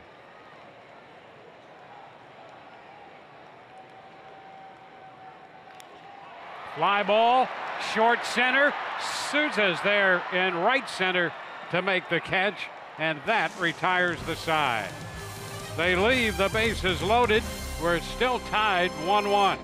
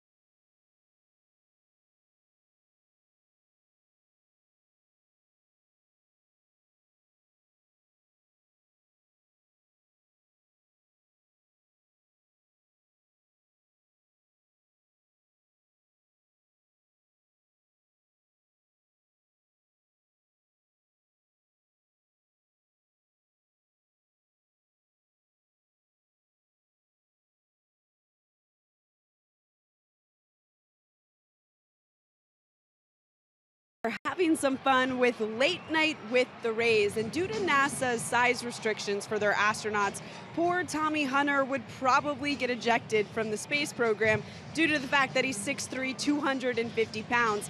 Hunter also knows he doesn't have much of a shot at becoming a jockey. I'll tell you, the one thing about a jockey, I don't think I'll ever ride a horse. Because, I'm thinking to myself, like, if I'm a horse and I see a man like me coming towards it, like, I'm not going to want me jumping on top of you. So, like, I'd kind of have a little respect for the horses, Like, I don't think that horse wants me on him. So, I don't want that. If I was a horse, I wouldn't want me. So, I kind of respect. Okay, so he isn't into horseback riding. How do you think he would fare against a bull? He might be able to stare a bull down. You know what? Listen, here's the thing. We could test this out. You put him head-to-head with Ramos, the Buffalo. Yeah. It's close to a bull. Sure, yeah. Little face-off. Well, speaking of which, about ready to swing the bat. Down 0-2 right now. And what was it? So Wilson's 6'1", 260. Yep. That's the same weight class. Mm-hmm. That'd be a great matchup. That'd be a powerful, violent matchup. It's a ball, 2 strikes. Now, Tommy Hunter would need a Clydesdale. If Clydesdale could handle it. To rate, yeah. You know, if he's going to ride a horse, he didn't think many horses would want him to be on their backs. Clydesdale. Yeah. Have you ever been up next to one of those? Oh, yeah. Absolutely. Ridiculous, huh? Yeah. There's strike 3 call on Ramos. Yeah, we could arrange that. Tommy Hunter and a Clydesdale. Oh, yeah, you could. Yeah. You got connections. Yeah, we could do that. They're great horses. I mean, just very mellow and very big. Did you ever see that footage of them when they played that football game against each other? Yes, but great footage. They do some great work with that. Reality TV, and who knew? Who knew? You know, Dolphins, they're the smartest thing ever, I guess, and Clydesdales can play football. It's really good stuff. 1 strike to count to Brad Miller. And apparently Buffaloes can catch. Well, this one certainly can.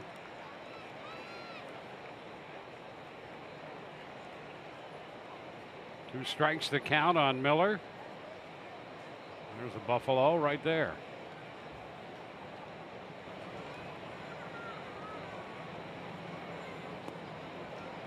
Miller takes it wide, 1-2. Well, it's a 1-1 ball game, and the Angels in the last 3 innings have left 1 man, 2 men, and then 3 men on base. Yeah, that not a good sign. And typically we've seen it happen to the Rays. When you have those kind of opportunities early and you don't cash in, guess what? They start to dry up, and you find yourself letting the game slip away.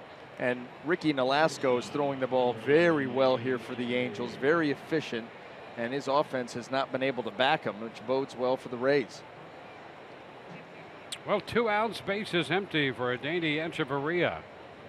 He went out to the shortstop Simmons, his first time.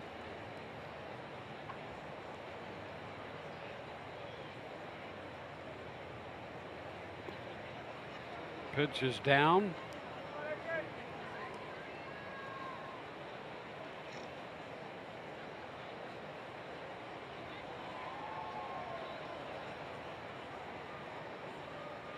Hot shot and a line drive caught by Escobar at third base. 3 up, 3 down go the Rays.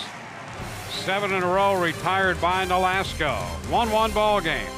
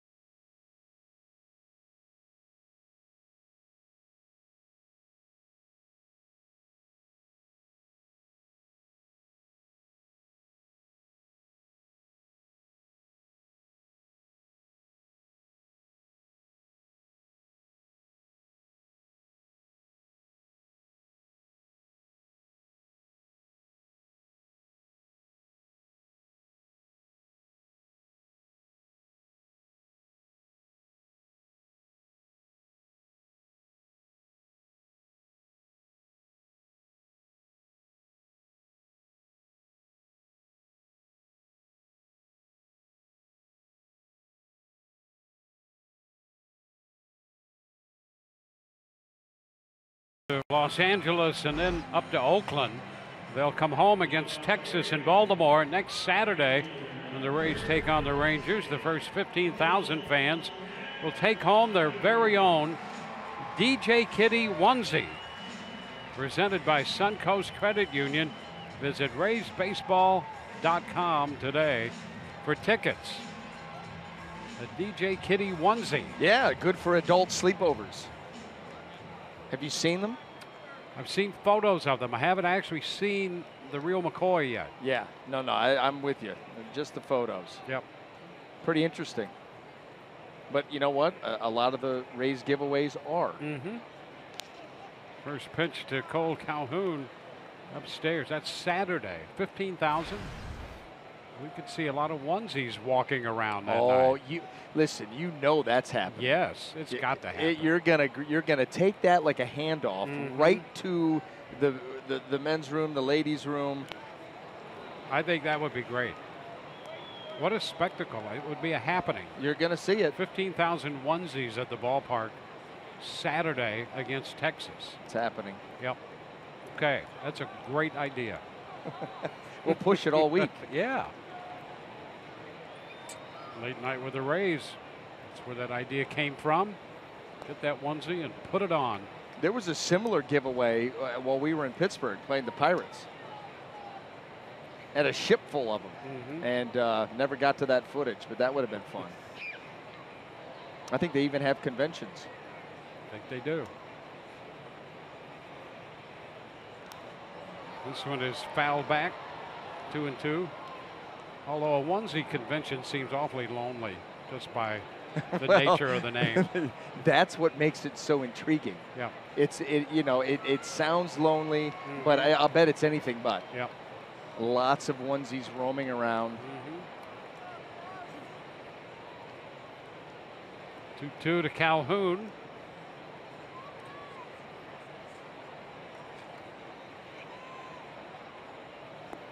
Strike 3 called. So Faria gets the leadoff man. And boy, with what he's been pitching through, that's a big step.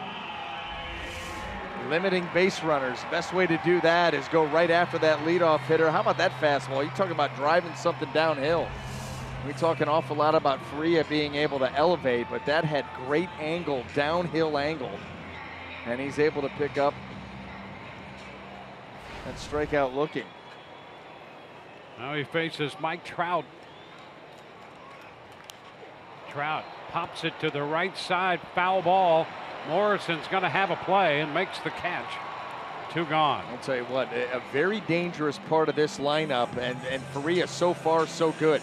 You know, you drive the ball downhill against Calhoun. Against Trout, you're going to want to elevate that pitch. You drive it downhill to him, and you may be asking for a new baseball. He drives it uphill. Yes, he does. Yes, he does. And I'll tell you, he went from the fastball down to the fastball up and got the pop up against Trout. Now faces Albert Pujols here, 2 outs, nobody on.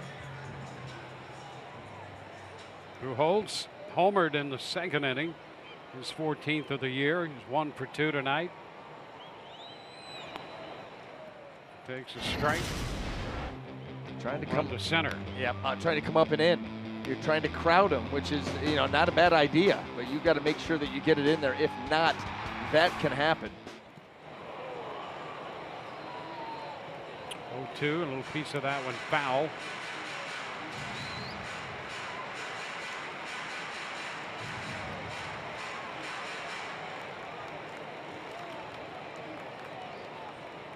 Faria's had back-to-back pitches of 25 in the 3rd inning and 22 in the 4th. 1-2, 19 in the 2nd inning. So he's had to work the last 3 innings. And that's why it would be so nice here in the next pitch or two to be able to retire Pujols and give yourself a chance to get through 6 innings once again. Something that he's done in each of his 6 starts. It's a hot shot foul.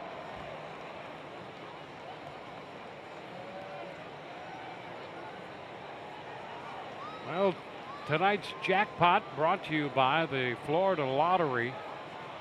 And boy, there are a lot of wins right there. 2 World Series titles, Rookie of the Year, 3 National League MVPs, a couple Gold Gloves, and 9th on the all-time home run list with 605. Rolls it to the shortstop, Echeverria. Makes the pickup and the throw, and it is a short inning. 1, 2, 3 go the Angels. We go to the 6th, 1-1.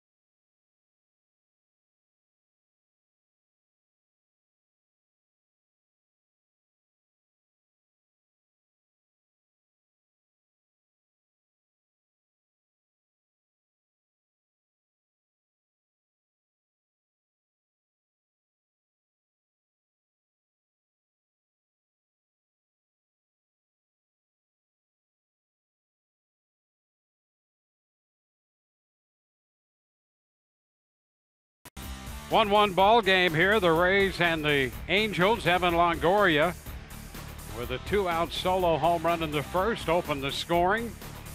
Albert Pujols connected to lead off the bottom of the second.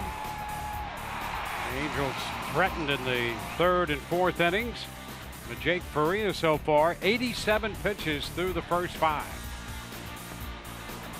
Well, you can't say enough about the work that Faria has done. He's pitched out of some jams. Had a nice efficient 5th inning. That should propel him to be able to get out there and at least finish 6th for the Rays. All the while, Ricky Nolasco is throwing the ball extremely well and very efficient. You see just pitch number 70, and we're in the 6th inning. Shane Peterson throws a strike. Just the 1 walk. The 1 earned run, and you knew that had to come on a home run because he's given up more than anybody in the game. But boy, he has settled in nicely. 2 now.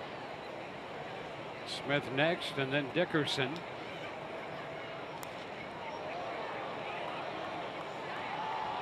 Peterson getting the start in left field.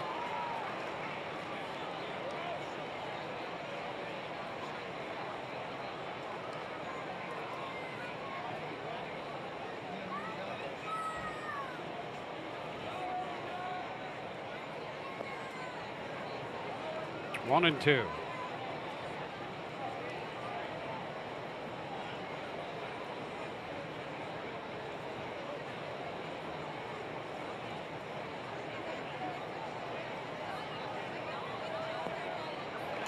Peterson, the first out on strikes.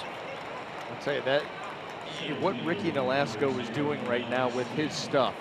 You know, working the changeup down and away right there, then following up with this fastball middle in and really tying up Shane Peterson as he gets a little bit long in the swing and that ball jumps over the bat. He has been really masterful with his sequencing, changing speeds, changing eye levels, changing eye positions as far as in and out of the strike zone.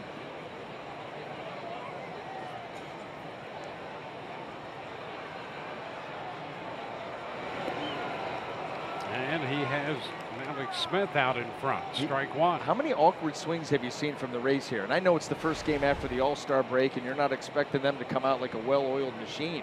But a lot of awkward swings, and that has to do with Ricky Nolasco and how he's pitching. And a bunt. That's a foul ball picked up by Maldonado, and he made the play, but it's foul. You know, Alex Smith said, you know what? Forget this swinging stuff. I've got the bunt in my arsenal, and I'm pulling that out right here. Yeah, he's a little slow getting back to the plate. and getting a nice little stare down by Nolasco, wondering why he's taking so long to get back to the plate.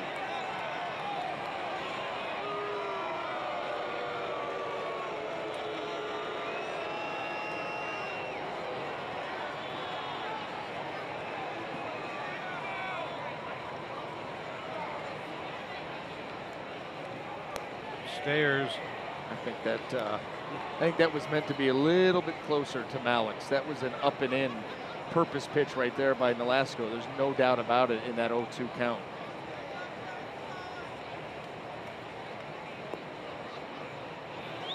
A close pitch right there for ball 2. 2-2.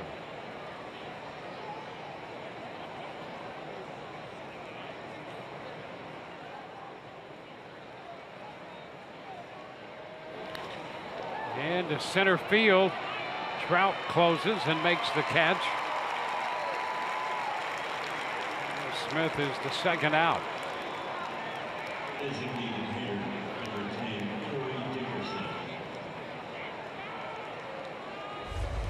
It's a 2 up, 2 down.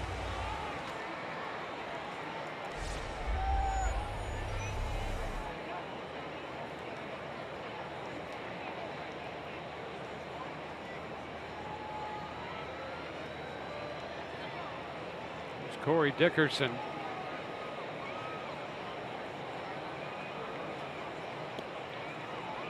And there's a strike.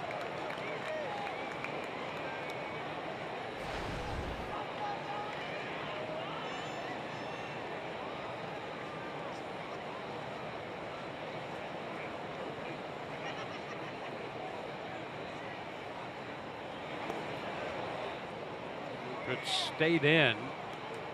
Moment it appeared it might come back, but it stayed off the plate.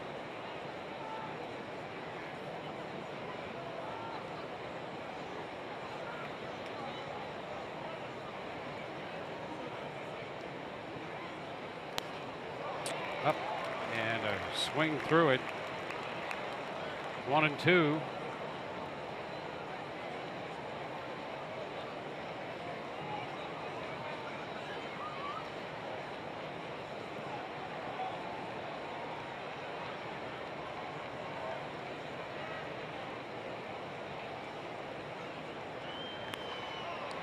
Guy toward the left field line. Maben's on the move, is there to make it. So 3 up, 3 down go the Rays for the 3rd straight inning. 10 in a row retired by Nolasco. 1-1 ball game.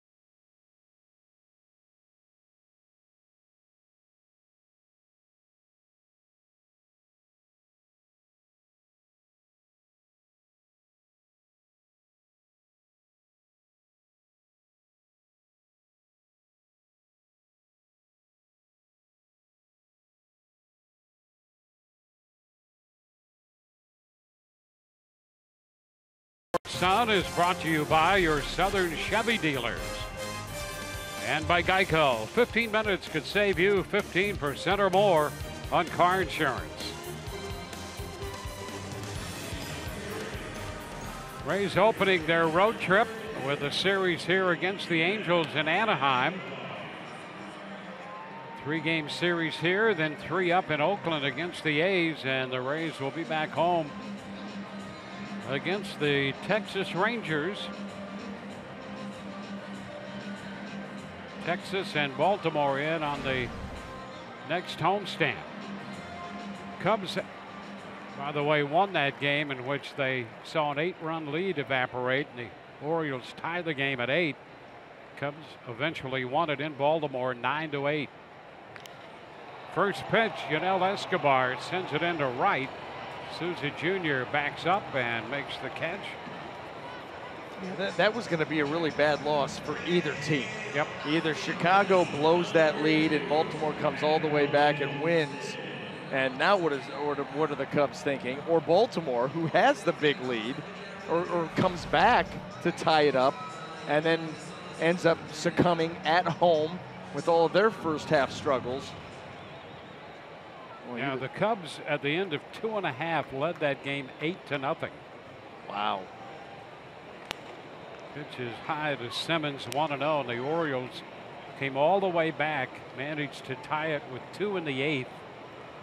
So at the end of 8, it was 8-8, and the Cubs scored a run in the 9th.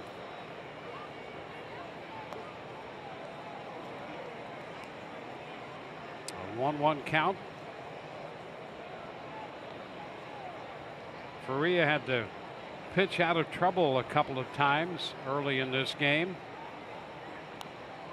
Pitch is fouled back by Simmons. Now it's 1-2.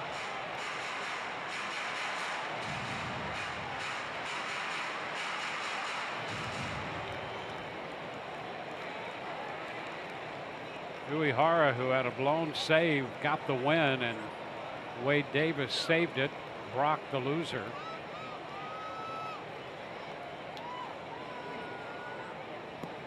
Simmons takes ball 2, 2-2.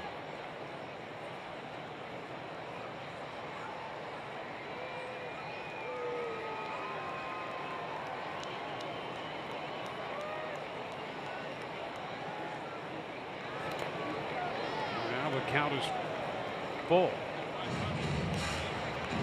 That pitch just getting away. I think it was a changeup.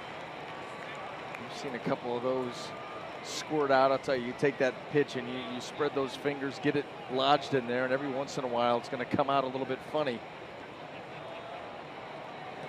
And a cut and a miss.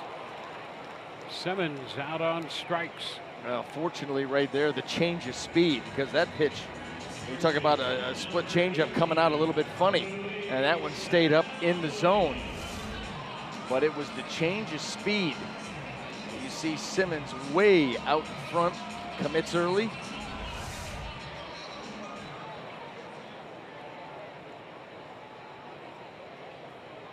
Fourth strikeout for Faria. Here's Luis Valbuena. And that pitch is in for a strike. And how about the fact that the Angels had those opportunities in back-to-back innings, not able to come through, and now Faria has settled in. Had a very efficient 5th inning. So far, so good here in the 6th.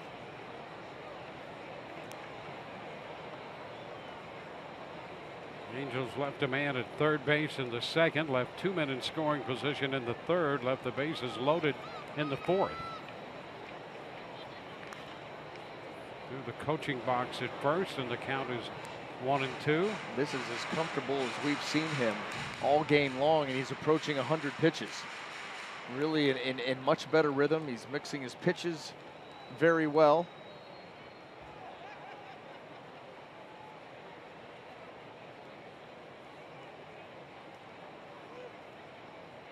Jim Hickey has to be thrilled with what he's gotten out of Faria here in these 7 starts. 2-2.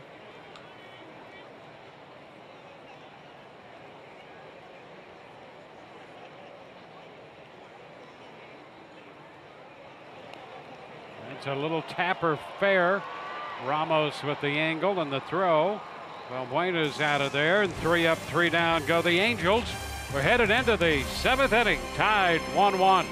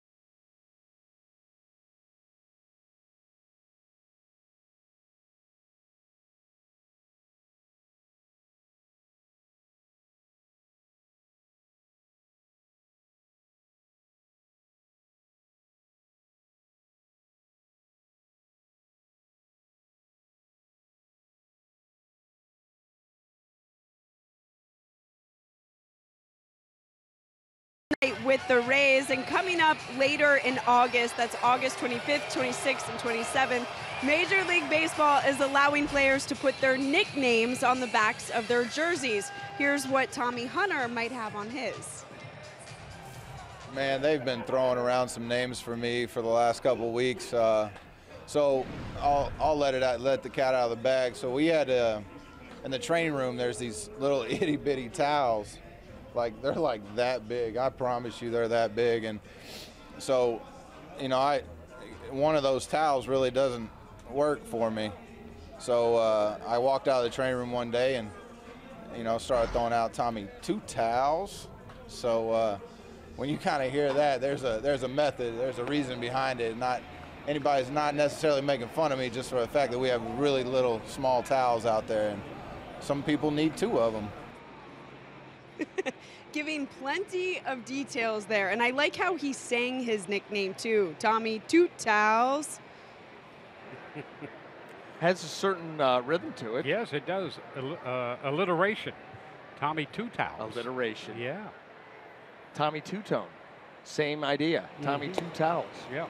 If he comes out with 2 towels on the back of his jersey. Yeah. And if you do that, you got to go with the number 2 and then towels. And you got to throw a Z on the end to, you know. There's a long one back down toward the corner. Will Maben be able to catch up to it? The answer's no. He'll play the carom, and into second base with a double goes Longoria. Leadoff double for Evan, his 23rd of the year, and just like that, the Rays have a man in scoring position after Nolasco had retired 10 in a row. Longoria doubles to open the 7th. Well, it gets a hanger right there. Gets underneath it, gets some carry. That was just a fly ball to left field, and Maben, the way that he started out playing Longoria, just could not get there. And that ball comes down, short hops the wall. And the guy who has been in complete control seemingly all night now, on the verge here. Runner on second, nobody out. Rays with a great chance. Only 2 hits for the Rays. Longoria has both of them, and now Morrison with a chance to give the Rays the lead. Fouls the first pitch out of play.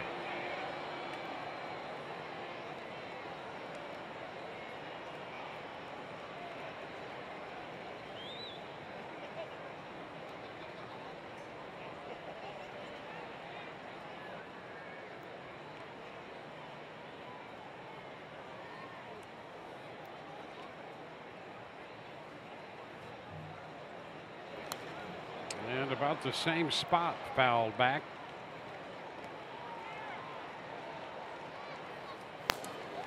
Action in the bullpen. Parker up, the right-hander.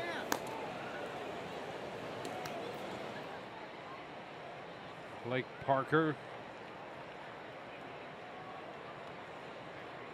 90 pitches for Nolasco. Working to his second hitter in the 7th. Fly ball, right center. Calhoun goes back to make the catch. Tag at second.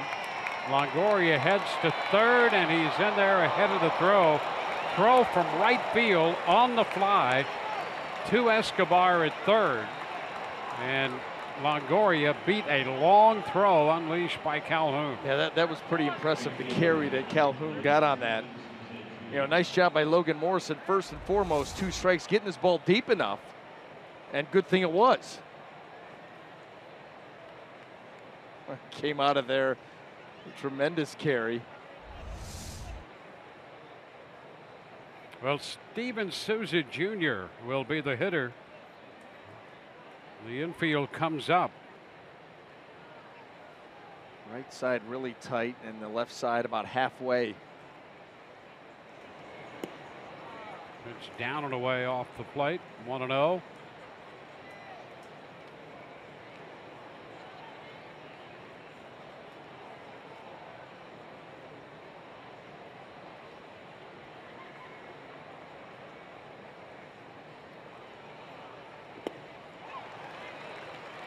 Pitch just off the corner, and a swing and a miss by Souza Jr. That's been a huge pitch here tonight for Nolasco, the breaking ball. The breaking ball, especially down and away to the right-handed hitter.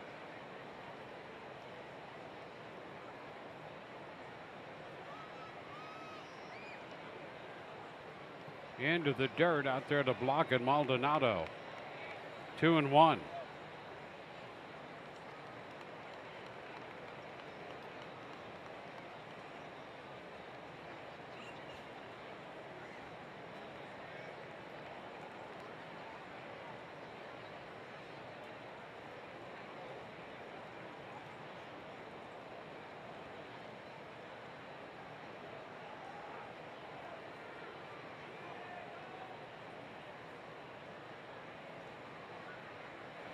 Upstairs. Missed for the fastball, 3-1. Wilson Ramos on deck.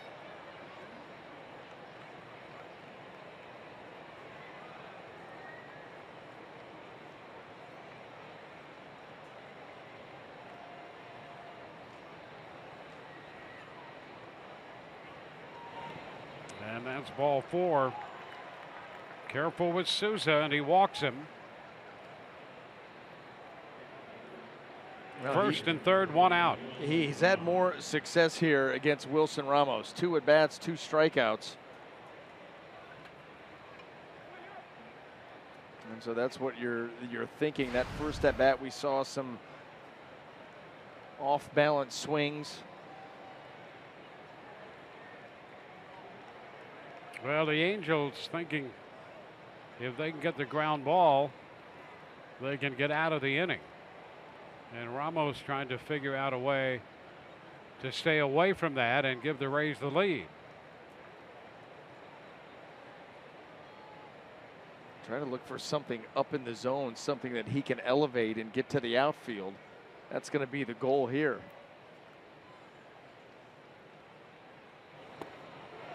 And he swings and misses that pitch at the knees on the corner. And you could see even that swing a little bit awkward by Ramos.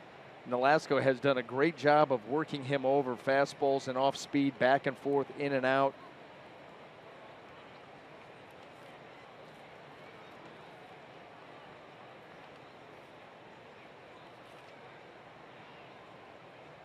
Ground ball short. Simmons to second 1, first base 2. So they get the double play they were looking for, and the Rays leave a man after the leadoff double. Middle of the 7th, 1-1.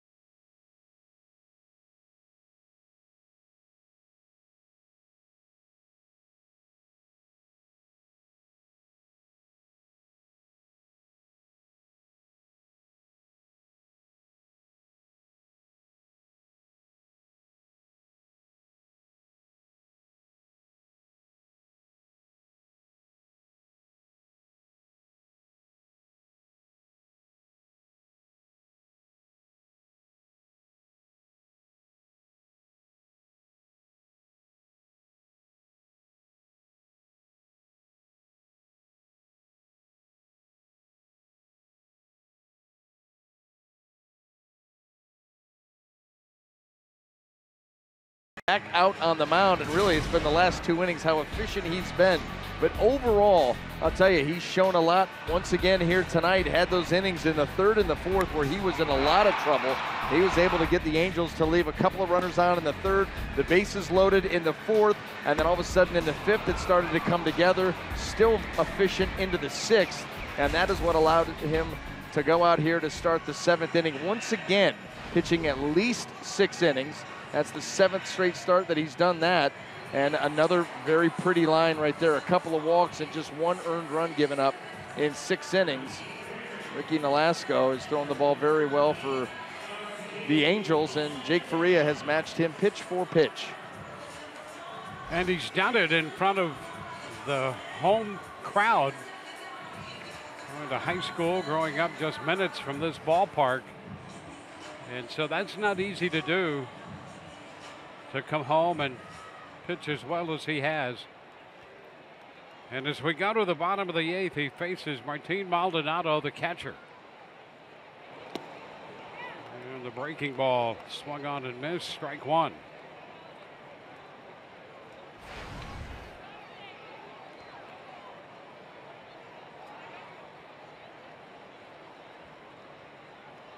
Maldonado twice has gone to the outfield, center field and left.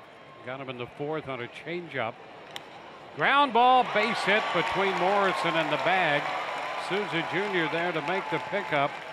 Maldonado's aboard to lead it off. Yeah, just unfortunate there. You're swinging your defense around a little bit on Maldonado and giving him that first base alley. And with Logan Morrison well off the line, Maldonado takes a pitch that's away and just shoots it the other way, and Rays no chance to make a play, as you'll see where Logan Morrison is.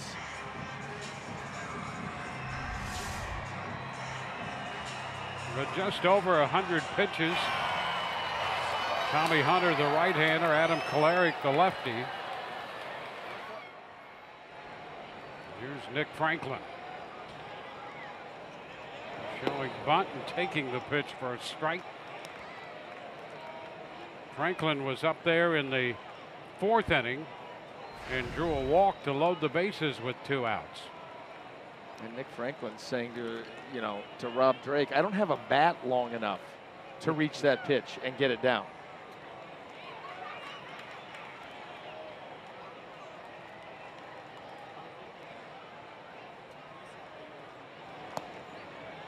Now it's 1-1.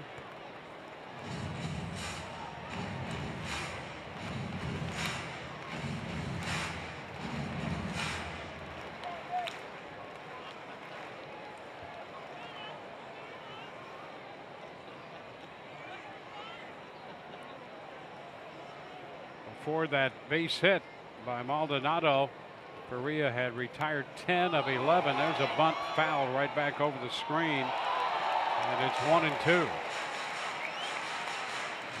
In that stretch, the only base runner he'd given up was the walk to Franklin in the 4th, until the base hit here in the 7th.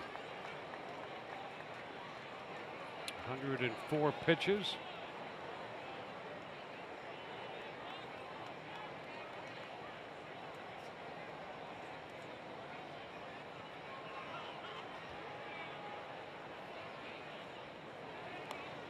Pitch up, and he fouls it back. Faria made 110 pitches against the Tigers in Detroit in 7 innings. 105 right now.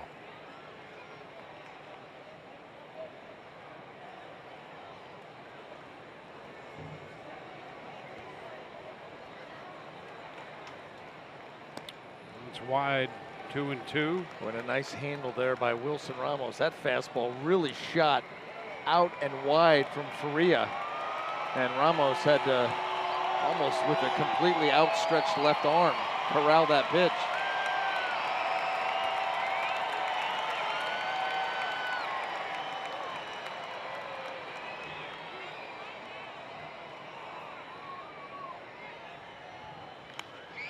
The 2-2 is popped up. Breaking ball, and that is Longoria to make the call to get the first out. So a man at first with 1 out. Cameron Maben, top of the order, about to step in. A couple of fly ball outs and in between hit by a pitch. And think about the trust right now that Kevin Cash is showing in Faria. You know, he's at 107 pitches. It's the 7th inning. You've got a very well-rested bullpen after the All-Star break, and he is choosing to stay with his young starter in this tie ball game on the road. I think that speaks volumes about what he thinks about the work that Faria is doing here late. Yeah, it's an easy move to go to the bullpen right now. Right. Probably the safe move in terms of being a manager. And he's showing some confidence in Faria.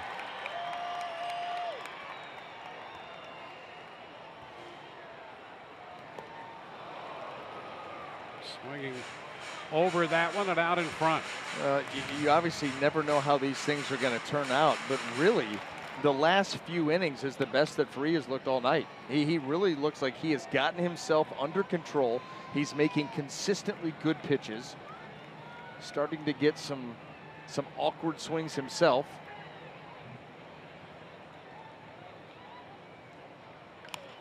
And a chop to short. Echeverria to second one. First base. Safe the call there. And Kevin Cash says, hang on for just a second. They want to check the video. Well, they get Maldonado at second base. And it was a close call at first, and here comes Cash. Maben at first with 2 outs.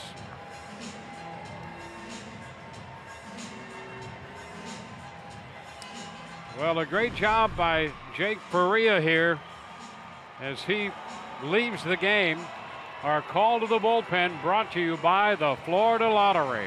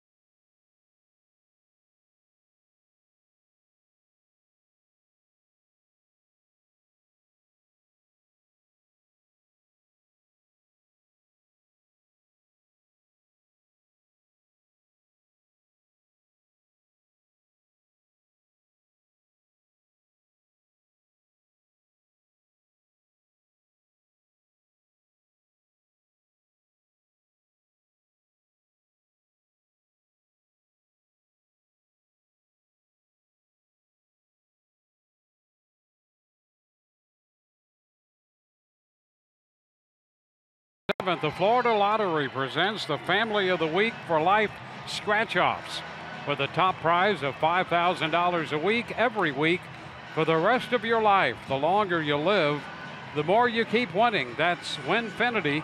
Must be 18 or older to play. Play responsibly. 110 pitches for Jake Faria tonight. 6 2/3 and another impressive outing. Yeah, getting deep into the game. He's given up just the 1 earned run, even though he is responsible for Maben out there at first base. Couple of walks, 4 strikeouts, and really got better and stronger as the game went on. You'd love to see him out there to try to finish this inning and give himself a chance to win the ball game. But after that many pitches and the dangerous Calhoun at the plate, the Rays are going to call on the lefty Adam Kolarek as he comes on for the 5th time. Calhoun 0 for 2 with a walk tonight. So Kolarek has Maben aboard. And the pitch hits Calhoun. First pitch gets him. And that pushes Maben up to second and brings Kevin Cash out. So 1 pitch and Calhoun takes over at first. Well, that's the very last thing Kolarek wanted to do with that first pitch. And another pitching change on the way with Mike Trout due up.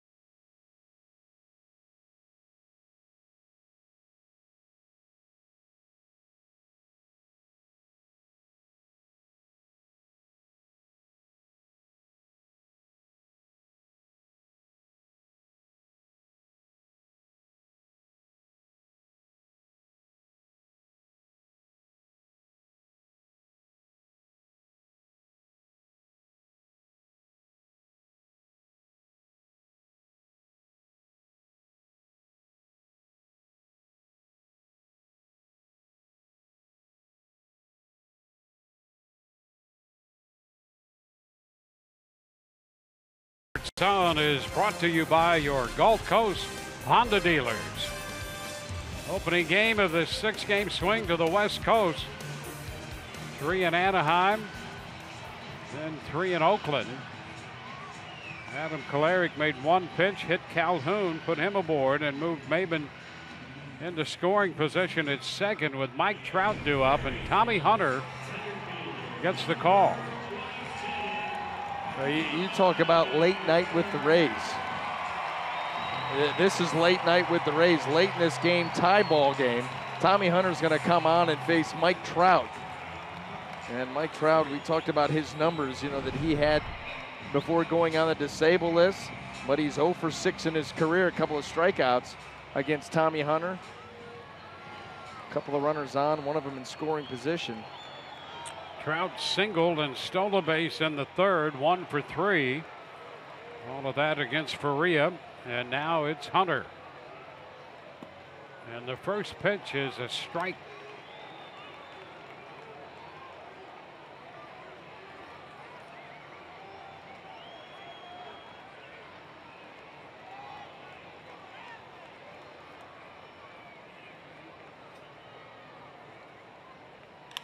Ground ball right side, Miller up with it, and a wide throw, but Morrison corrals it in time to get Trout. So 2 men left. Mike Socha out of the dugout, and he says forget about it. So the Rays get out of this inning on the ground ball to second. 1-1 tie as we go to the 8th.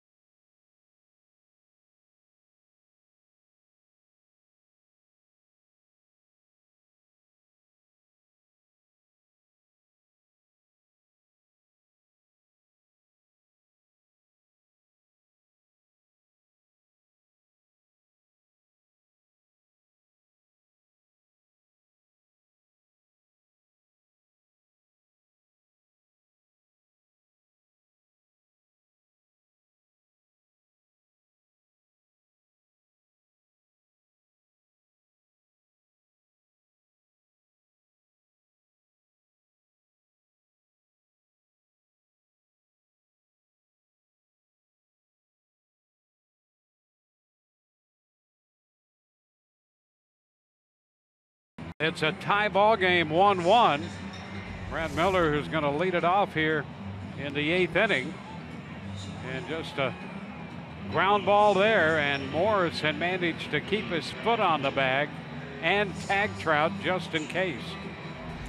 Too close for comfort right there, and Logan Morrison bails out the wide throw by Brad Miller, and Brad's now going to lead it off here in the top of the 8th, still in this 1-1 ball game. Angels turn it over to their bullpen. This really has been the strongest part of their team. Well, Blake Parker, who was up throwing earlier, is in the game now as Brad Miller faces him here in the 8th. And the pitch is popped into shallow left. In comes Maben, and he makes the catch.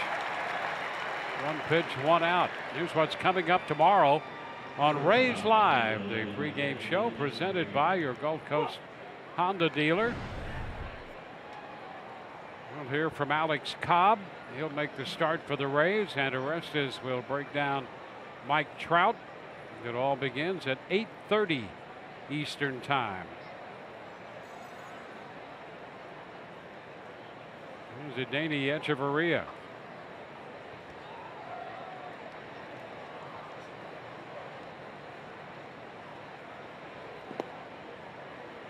He takes the ball down.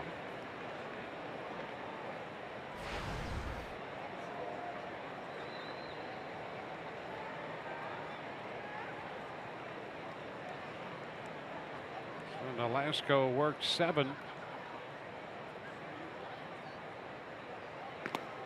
Swing and a miss on that fastball at 94.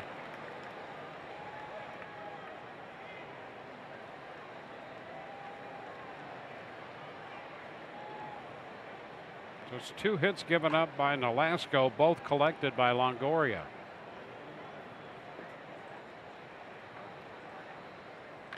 Ground ball to third, glove down for Escobar, and the throw to first. 2 up, 2 down in the 8th.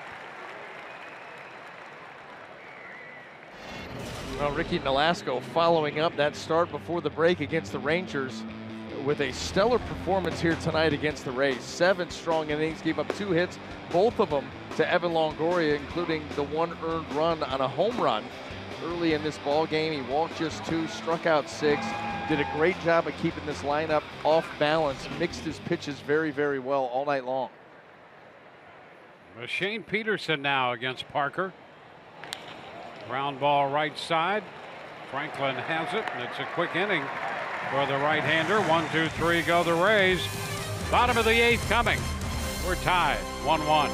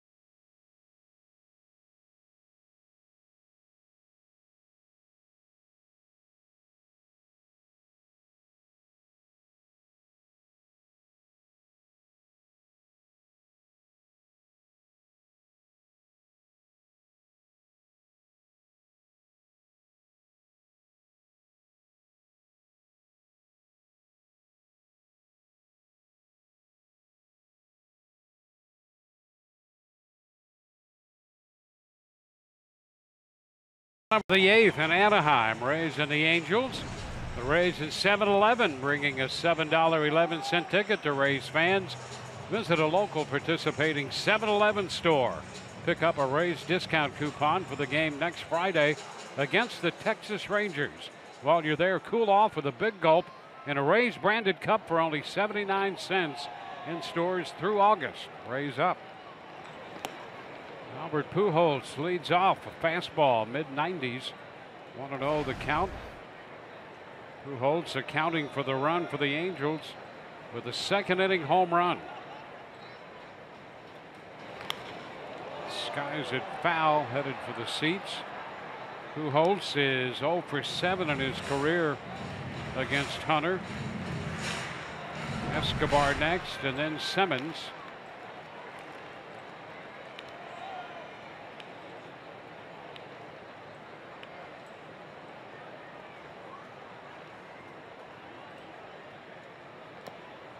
It's a tap, and it's a foul ball. Advancing the count to 1-2.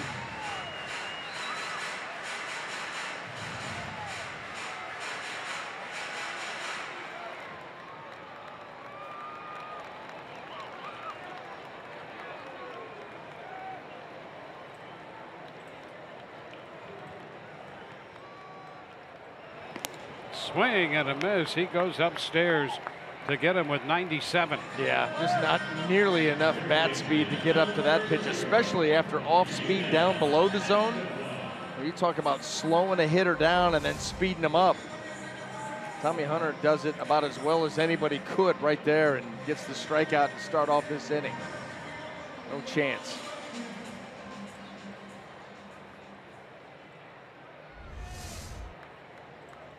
Here's Yanel Escobar. 1 for 3 tonight. He stays away from him, down and away, 1-0. Well, that's what you expect from Tommy Hunter here in this tie ball game. Make these hitters beat you to the big part of the field. Fastball cutter is the forte of the Rays righty. You could see Escobar's history against Hunter. A couple of home runs. 8 of 26, good for a 308. 2-0 the count.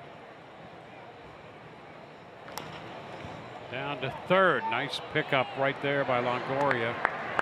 And Escobar is out. Yeah, it's all about getting the hop that you want. And Evan Longoria right off the bat, I mean literally off the bat, he starts to charge that hard, knowing if he stays where he is, he's going to get the in-between hop. So charge it right away and get the short hop. Much easier to handle. And then the easy throw over. They talk about that being the hot corner, but it's also a position where you've got to make decisions quickly. Yeah. Yeah, you're right. I mean, even on that chopper, there's no time to sit back or you're going to get the difficult hop. Here's Andrelton Simmons. Strike at the knees. Simmons doubled in the second. 1 for 3.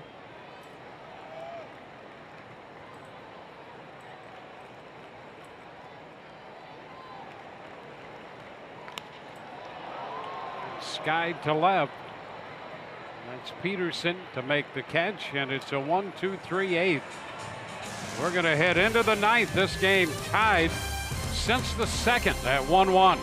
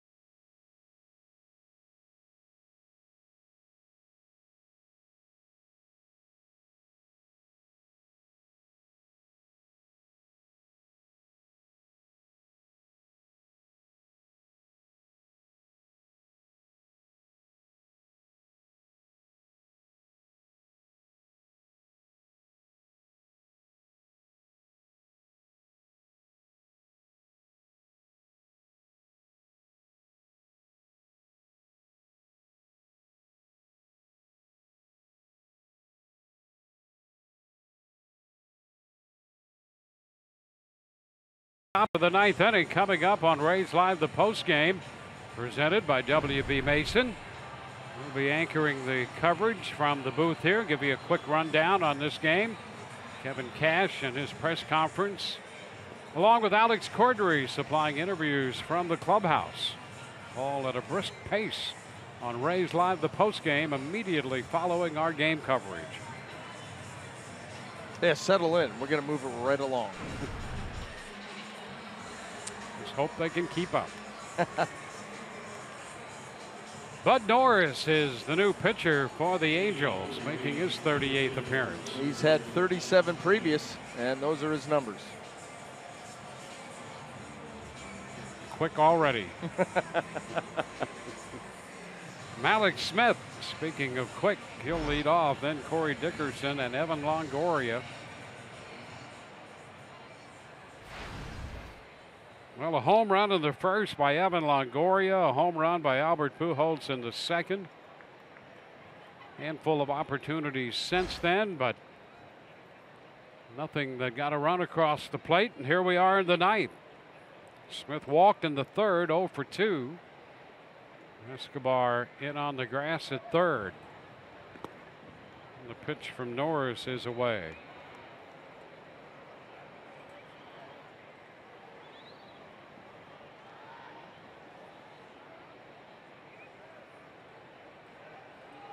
Rays have 2 hits. Evan has them both.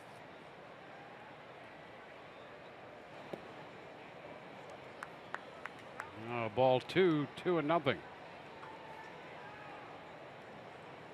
Well, the Rays would like nothing more than Malik Smith to get on base to lead off this top of the 9th inning. Leadoff man aboard, great. Leadoff man aboard with his speed, even better. Apply immediate pressure. It's a chop.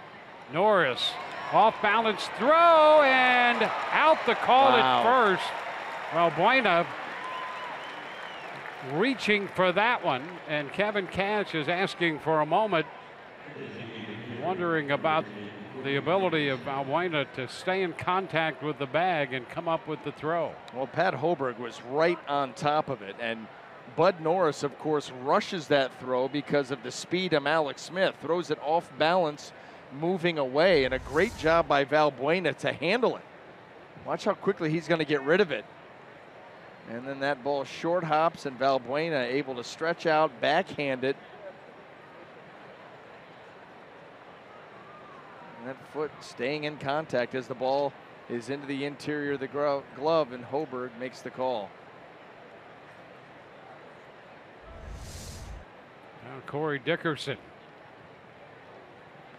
Ooh, he swings, and boy, he loved that pitch, but fouled it back. You know, that was a first pitch. Here you go. Let me drop in a breaking ball for strike one, and it hung right in the middle of the plate. But Norris very fortunate. That's just a foul ball.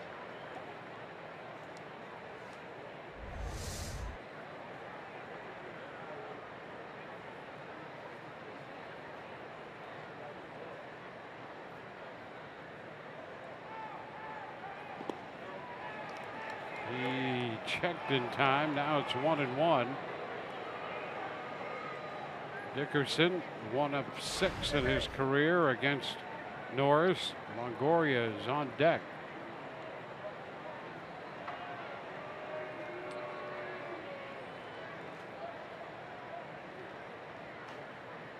There's Longoria. He's had some success against Norris, and already a homer and a double tonight.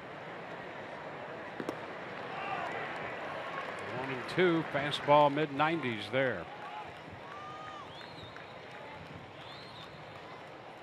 Bud Norris, a converted starter, now in the bullpen, and now really in the closer's role. No longer has to pace himself. He can cut it loose, and as you can see, the ball jumps out of the hand. Sharp breaking stuff, good velocity on the fastball, a max effort guy now that he's working strictly out of the pen. And he strikes out Dickerson. You know, and this is what you've seen more and more teams do against Corey Dickerson, realizing that he is more than willing to swing at pitches out of the zone. They are really expanding once they're able to get ahead. And here's just a fastball that Bud Norris spikes well below the zone, and Corey Dickerson goes right after it. That's almost impossible to get to at that velocity. 2 outs, bases empty, and Evan Longoria, who has a couple of career home runs in 18 at-bats against Norris. Bases empty, 2 outs, top of the 9th, and a tie game.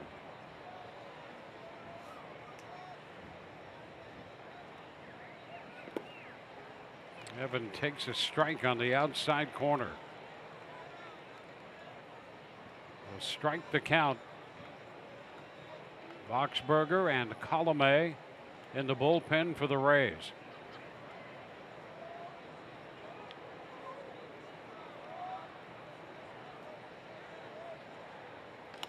And a tap to the right side. Franklin's throw to first, and the Rays are up and down in order against Norris. Bottom of the 9th coming, 1-1 tie.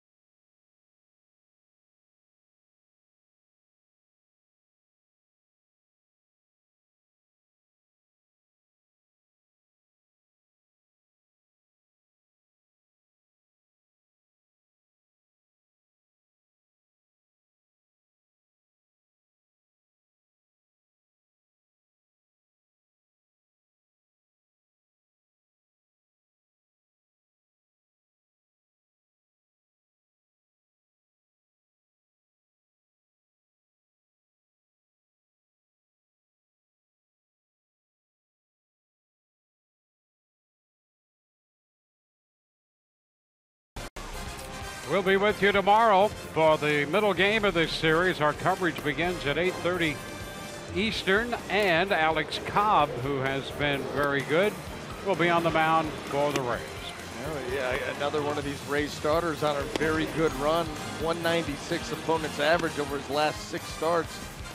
That's a pretty good sample size for the Rays righty.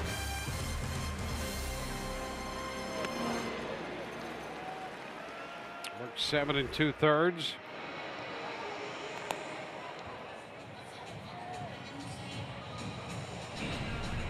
Well, Brad Boxberger comes on here for the Rays. 5th appearance, got a win in 4 innings of work, 7 strikeouts. And he's going to face here the bottom of the Angel lineup, bottom of the 9th inning. Luis Valbuena will lead it off. Then Martin Maldonado followed by Nick Franklin. So Faria for 6 2/3. Kolarek 1 hitter. Hunter for an inning and a third. He picked up a strikeout. And now Boxberger. First pitch is a strike.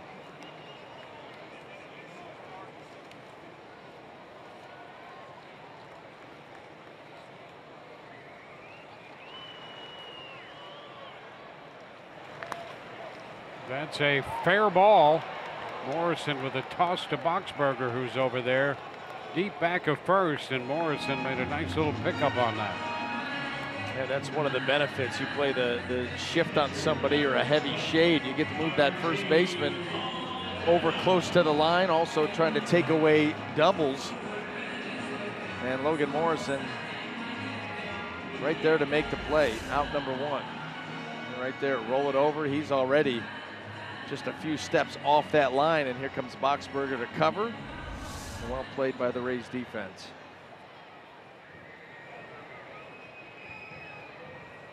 Martin Maldonado. One ball, no strikes. Maldonado had a base hit in the 7th inning, 1 of 5 collected by the Angels.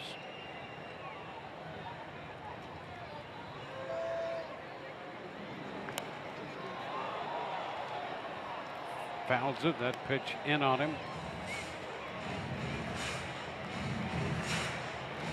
6 2/3 for Faria. Pitched out of a couple big jams early and then settled in.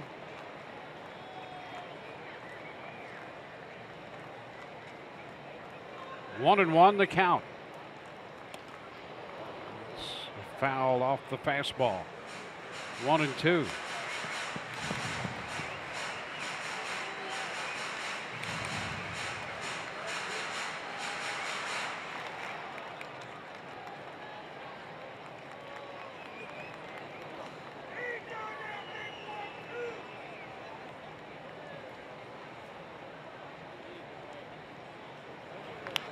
Look out off the glove, deflecting out to Miller, who makes the throw. Just a little piece of that one from Boxberger's glove, and 1-4-3 goes the play. Second baseman, number 13, Dick Franklin. So 2 outs in the bottom of the 9th. And here's Dick Franklin. Franklin reached in the 4th inning when he walked against Faria. Otherwise 0 for 2.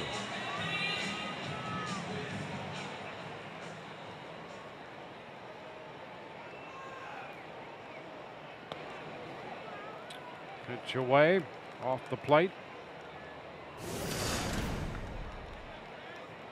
Rays started the game 47-43. The Angels 45-47. Angels starting the day 16.5 back of Houston in the West. The Rays starting the day 3.5 out of first in the East. That's a strike, and it's 2-1.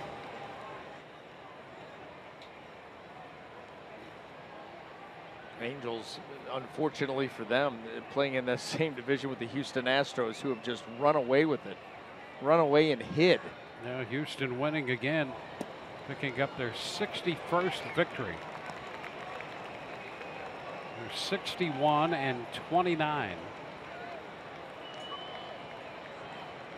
16.5 in front of Texas and the Angels to start the day.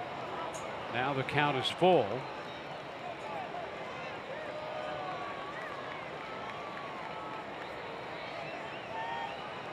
Right now the Rays are 4 out, running second. New York would be 4.5 back.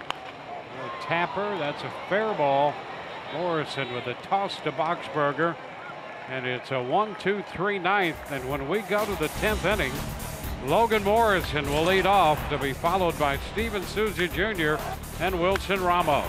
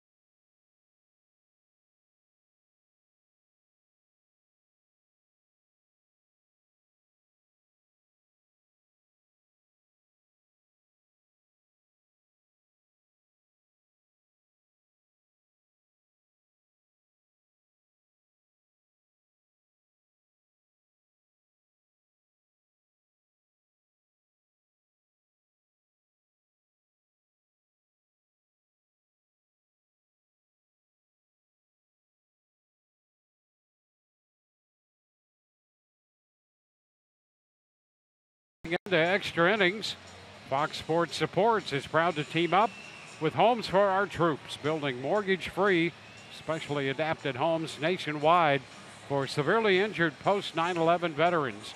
Learn more about how Homes for Our Troops is rebuilding lives and visit foxsportsupports.com. Cam Bedrosian will be the new pitcher, making his 17th appearance, 2-0 with a 169. He was on the disabled list earlier this year with a groin strain. That's some pretty impressive numbers right there. All around. 21 strikeouts in 16 innings to go along with just 3 walks and an opponent's average below 200. So the Rays have their work cut out for them, but they have some dangerous hitters coming to the plate here. Logan Morrison, 0 for 3 on the night in here against Bedrosian.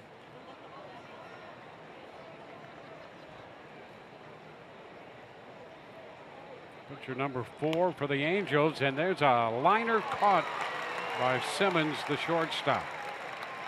It's not enough to get it over his head. 1 away.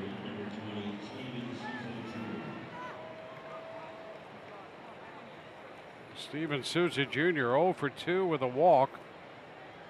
The Rays have had 2 hits and 2 walks. All of that in 7 innings against Nolasco.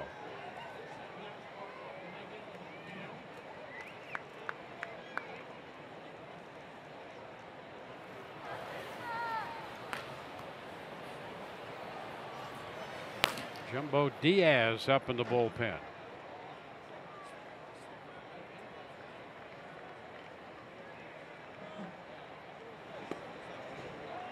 There's a strike.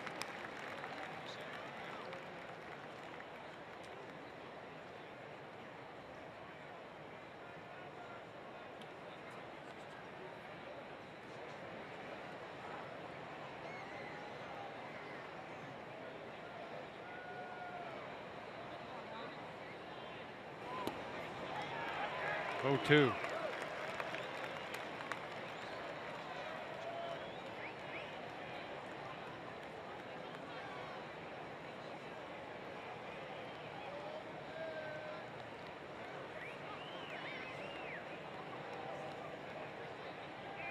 A 2-strike count.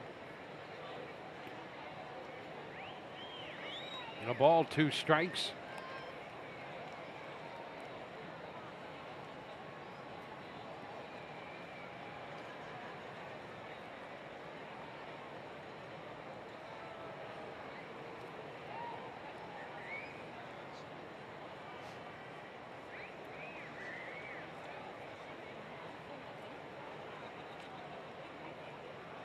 One out with the bases empty. High fly ball into right. Calhoun is there waiting.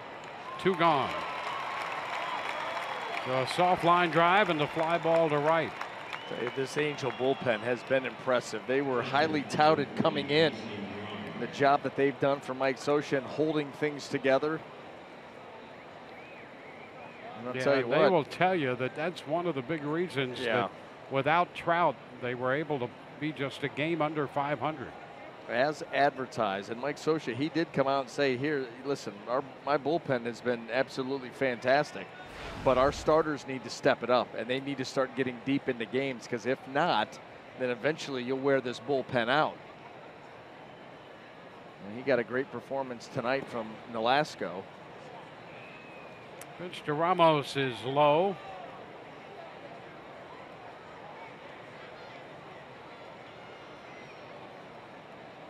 Bedrosian, first round pick by the Angels back in 2010. Made his way up through their system. 2-0, close pitch. Very close pitch.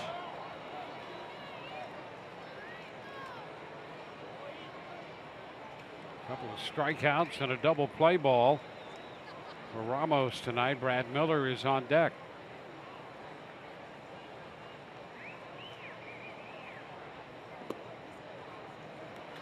Now ball 3 is low, 3-0.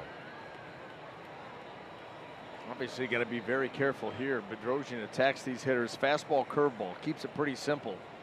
Power stuff, very good stuff.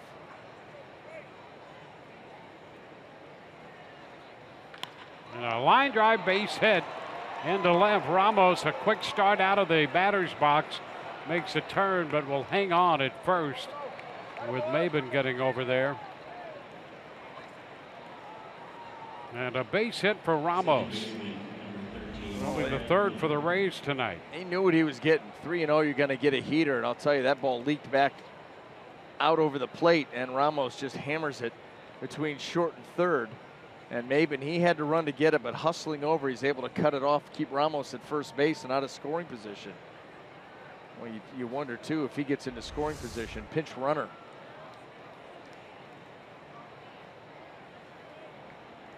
Ramos at first, and here's Brad Miller. Joe Kelly, fastball, big curveball. Cam Bedrosian, fastball, big curveball. Well, let's see if he can do it again.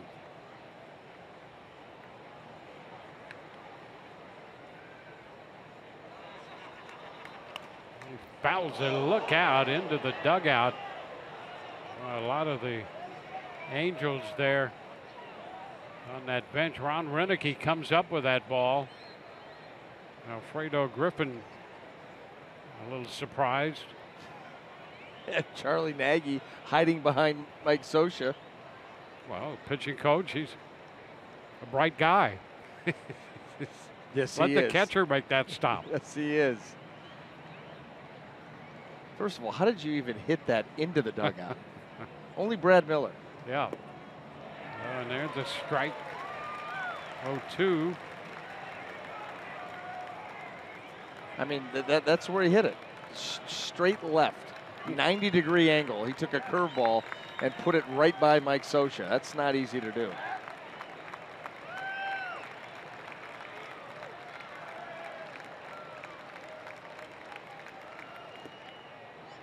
It's a ball and 2 strikes.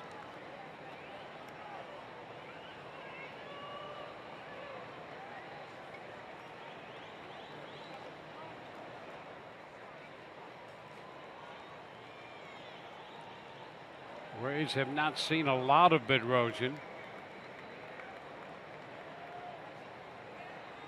Brad Miller 1 for 3 against him. Dickerson 1 for 2. And everybody else either 0 for 1, 0 for 2, or 0 for 3 off him. And a high fly ball back into right center field. Calhoun headed to the wall, and that's high off the wall. They're going to wave Ramos around third. He's going to score on a double by Miller, and the Rays take the lead. Miller, a towering fly ball off the wall in right center field as Calhoun and Trout closed on it, but could not come anywhere near that one, and Ramos scores from first to give the Rays the lead. I said Brad Miller hit the home run off Joe Kelly off of a curveball. Same thing here with Cam Bedrosian. You got to check out that scouting report. You're going to get that breaking ball right there, and Brad Miller again goes down, gets underneath it, gets the carry. Not quite out of the yard, but effective enough. High off that wall. And so he does get the job done. And here's Echeverria. He takes a fastball for a strike.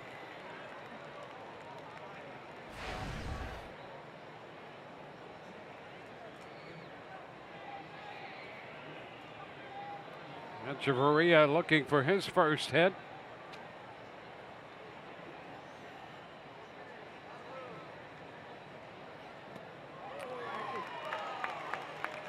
Oh, 2.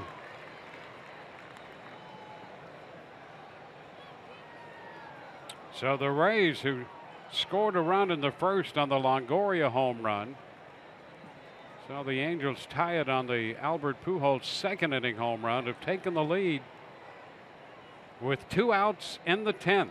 Ramos with a base hit, Miller with a double.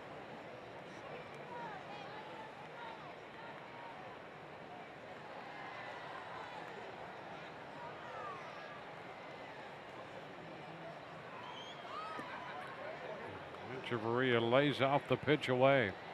Down and away, 1-2. Rays 6-3 in extra inning games. In fact, they have a 5-game winning streak in extra inning games. And now Alex Colomé throwing in the Rays bullpen.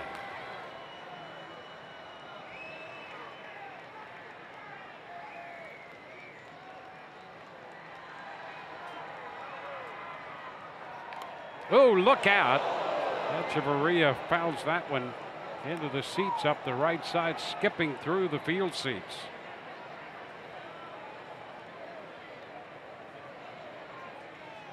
Everybody okay, but boy, we've had a couple foul balls at strange angles here. Yeah. Well, that's more of an extreme angle than even Brad Miller's. It's behind where the coaching staff is, the front part of that dugout.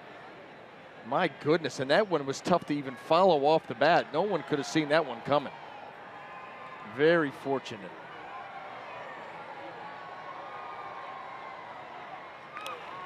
The foul ball lifted into the stands, upper deck on the right side.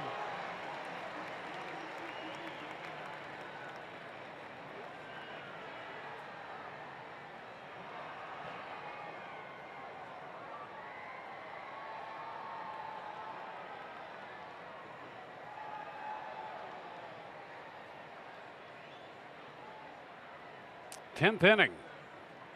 Rays have a run home. Miller's at second, 1-2 the count to Echeverria. And a little tap, that's foul. So the count is still 1-2. Continues to battle, fouling off some tough pitches here with 2 strikes, trying to keep this inning alive. Rays have an opportunity here to drive in another run. You'd love to have that insurance run.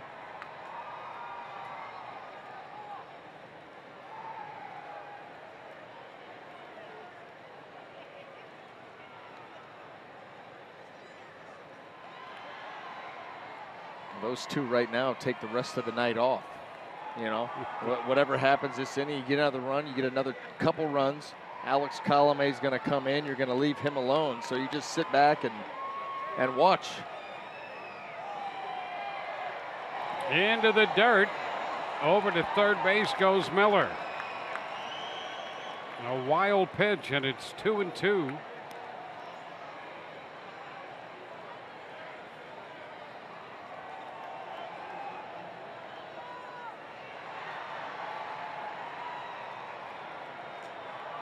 Two outs. Now Miller's at third.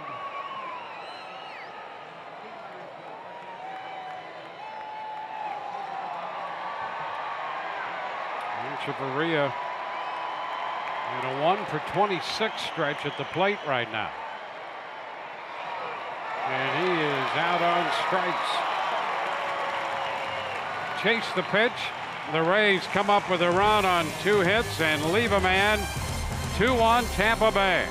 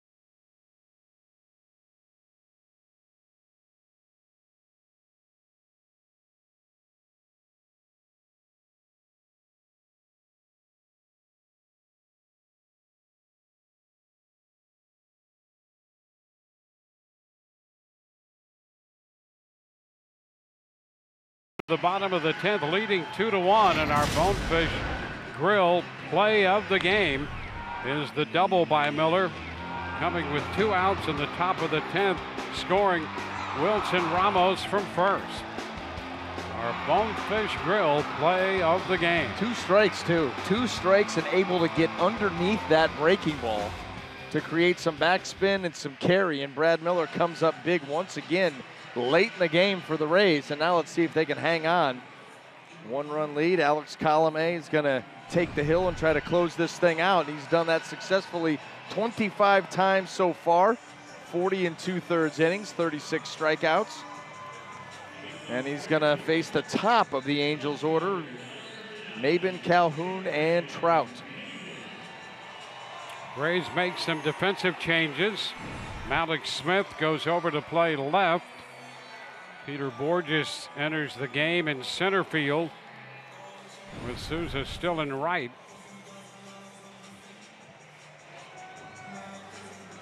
And Maben in to face Alex Colomé. He's 0 for 3, was hit by a pitch back in the 3rd.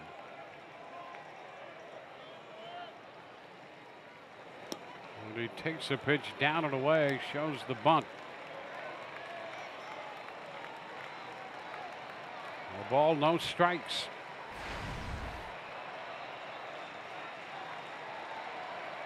Maben with just 1 at bat in his career against Colomé, and Colomé struck him out. That's strike 1, 1-1.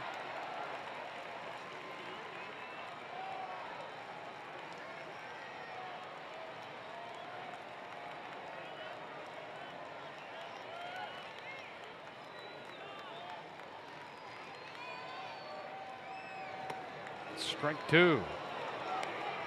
Pitch on the outside corner with a fastball.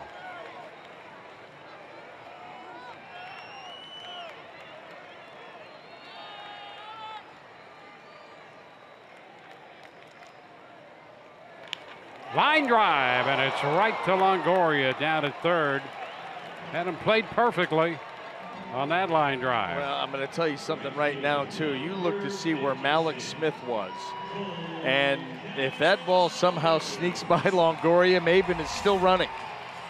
But he gets down and around this ball, rockets it, and Evan right there on one knee, like you said, Dwayne, positioned perfectly. Well, that's 1 out. And now Calhoun, Cole Calhoun.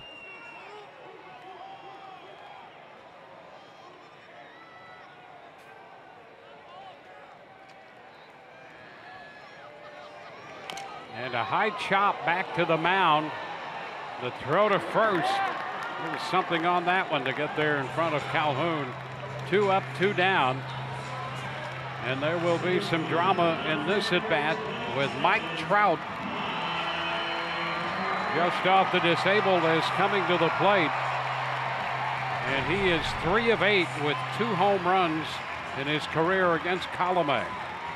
So 1 very big out to get, and not an easy one.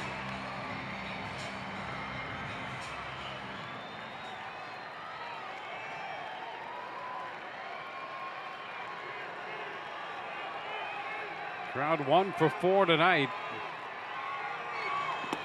And the pitch is in there, a strike.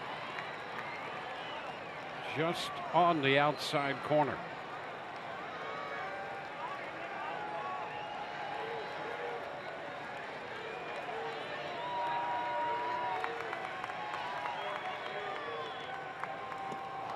He chases this one. 0-2. Well, you know that Mike Trout likes the ball down and out over the plate. So you give him that slider that appears to be something that's going to be down and out over the plate. And right there, he yanks it right into the dirt. And Trout had already committed on the swing. And now you can really expand. You can expand up. You can try to expand back down, a little bit riskier of a pitch. And I'll tell you, if he could duplicate that slider, you got a chance to put this thing away right now. And he does. A swing and a miss, and the Rays win this one to go 5 games over 500 for the first time this year. And a 1-2-3 10th inning for Alex Colomé to end this one. The Rays in 10 innings defeat the Angels 2-1. And they pick up their 48th win of the year. They're 48-43. Well, Dwayne, I said if he could duplicate it, he put this game away. He did better than duplicate it. That was a better slider, a more convincing slider, and it did indeed end the ball game. A great job by the Rays coming out here after the break on the road. Talked about how tough it is to play out west. They had to face a tough pitcher in Nolasco, at least tonight. 7 strong innings, held the Rays to just 2 hits, but they still find a way to emerge victorious. Thanks.